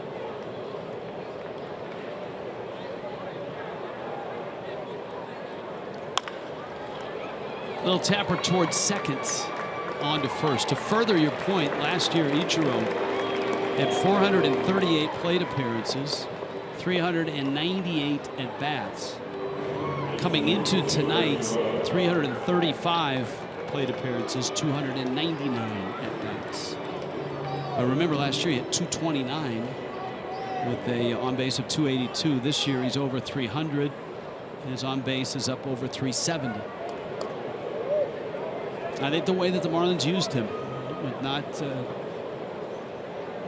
very strategically. Yeah, they were able to use him much more efficiently this year than last year with the injury to Giancarlo Stanton early in the season. Ichiro played more games than anyone for the Marlins last year. 153 games he appeared in. Yes, he did. Prado's 0 for 4. Simmons throws a strike.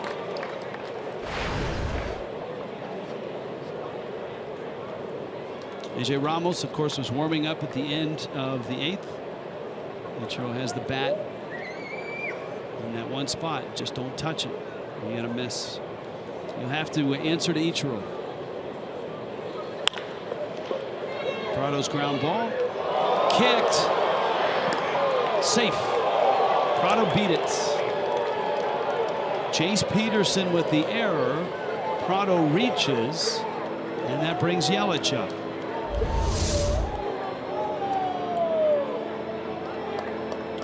Looked like he just nonchalant went after that ground ball. Didn't even really look like it was a bad hop. He just was taking a back step on it and ended up hitting the heel of the glove. So a couple things happening here. It brings Yelich up. Remember, the pitcher spot is next, and that puts Stanton on deck. And that's going to put Prado at second. So the Braves get sloppy. Miami takes the base. Flowers is going to be charged with a pass ball.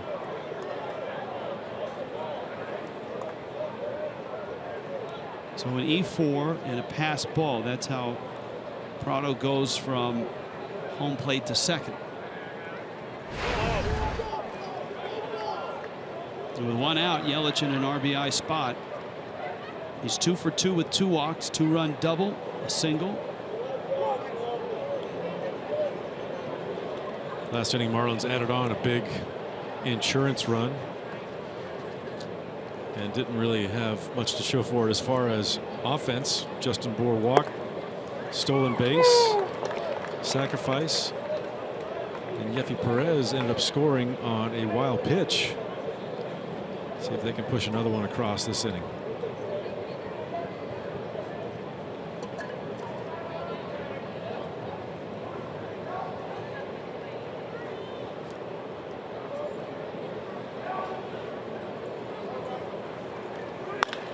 Yeah, it's a sharp grounder. Freeman there to glove it. And here comes Stanton, and we check in with Craig Minervini.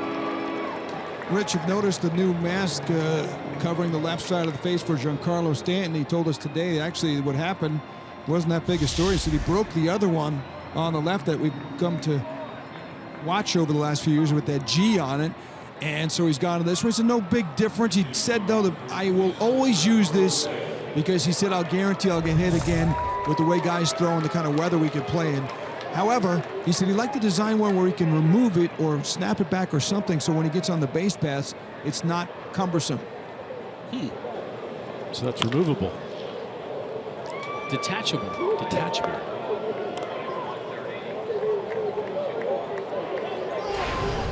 Somewhere there's an inventor scurrying to the garage right now.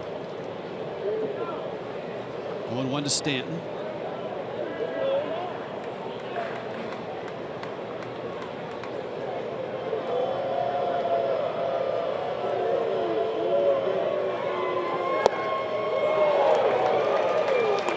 High fastball, 96, 0-2.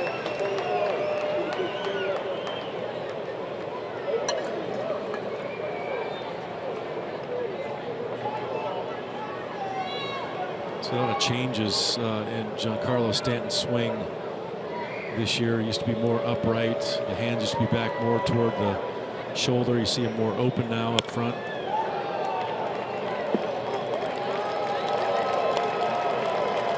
Fights off a fastball, still 0-2.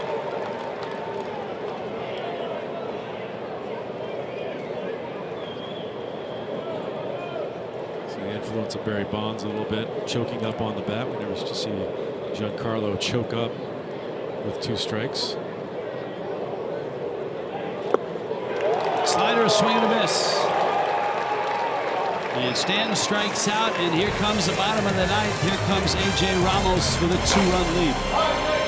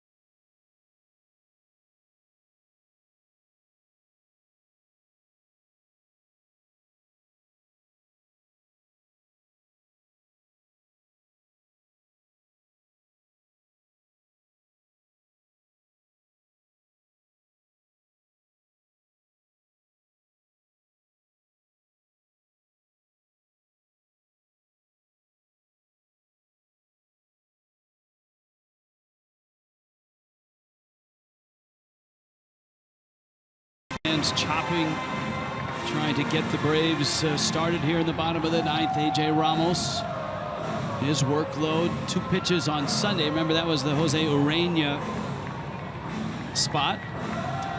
Friday, he had to come in that ball game against the Dodgers. Miami won it 4-1. That was the rough ride for Fernando Rodney. So here's Ramos. You have to give credit to Kyle Barraclough for that 8th inning. He did not have a good 7th inning. And Don Mattingly, I don't want to say he was desperate, but urgently needed Barraclough to get through the 8th and deliver the game to the 9th, and Barraclough did it. He did it in 1-2-3 fashion in the 8th. So here is Ramos, and he gets the best the Braves have in Garcia, Freeman, Kemp, if anybody reaches, Markakis, and Flowers.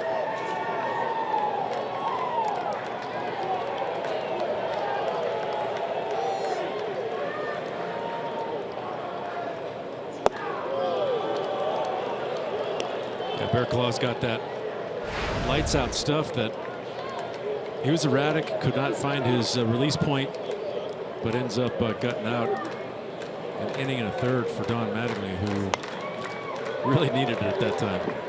Though the Marlins have struggled against the Braves this year, AJ Ramos in his career in 35 games against Atlanta has an ERA of 2.00. 3 for 4 in save opportunities. 0-2. Into the bat, shallow left, Esch is out, squares up, makes the catch. And there's an out here in the 9th. MLB.TV Premium is the #1 live streaming sports service available. Every out-of-market game is live in HD. We've got over 400 supported devices, and the number is growing by the day. Blackout and other restrictions apply. Visit MLB.TV for details. Ramos versus Freeman. And decidedly AJ. Don't know if AJ's ever faced Freeman that's this hot. The guy that really started, I mean, we take it for granted the matchup numbers, and obviously statistics have gone just in hyper speed over the last 8 to 10 years. The guy that really started matchup numbers and looking at him and using him to make his lineup was Earl Weaver back in the late 60s. Weaver really used to track what the hitters were against certain pitchers, certain situations. He used it not only for his lineup, but late in-game matchups for his bullpen and for his pinch hitters. Good changeup. And a 1-2 count to the scorching hot Freeman, who's driven in 3 of Atlanta's 5 runs, a 2-run homer and a sacrifice fly.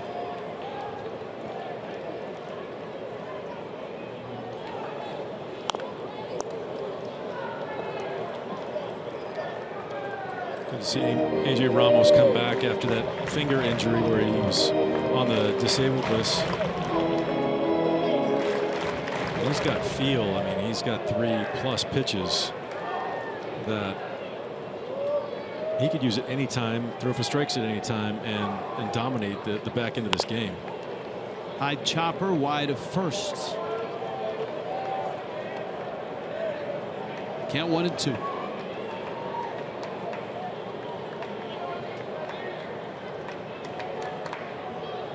I don't think the Marlins are going to miss this place. You don't think? No.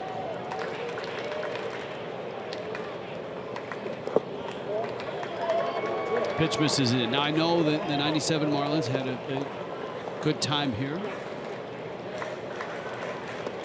We did have a good time.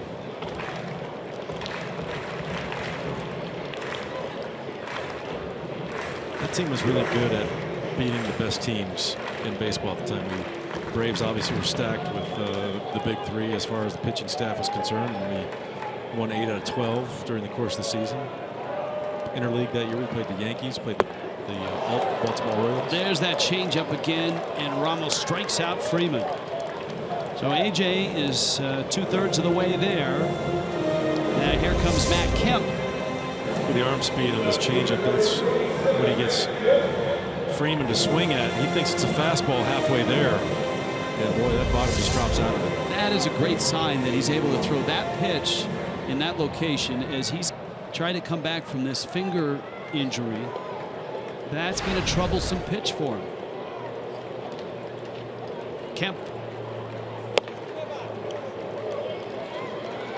See his velocity, his fastball's coming back up too. He was high 80s before the disabled list. Just could not finish off his pitches very well. Now you see him getting good extension on that changeup.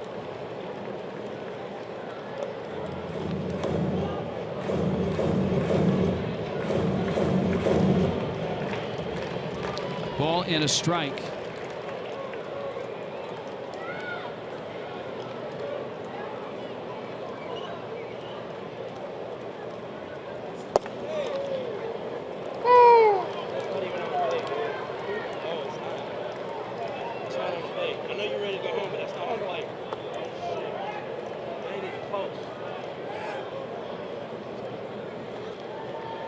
Matt Kemp in discussion with Ramon De Jesus. The pitch looked like it was just off the plate.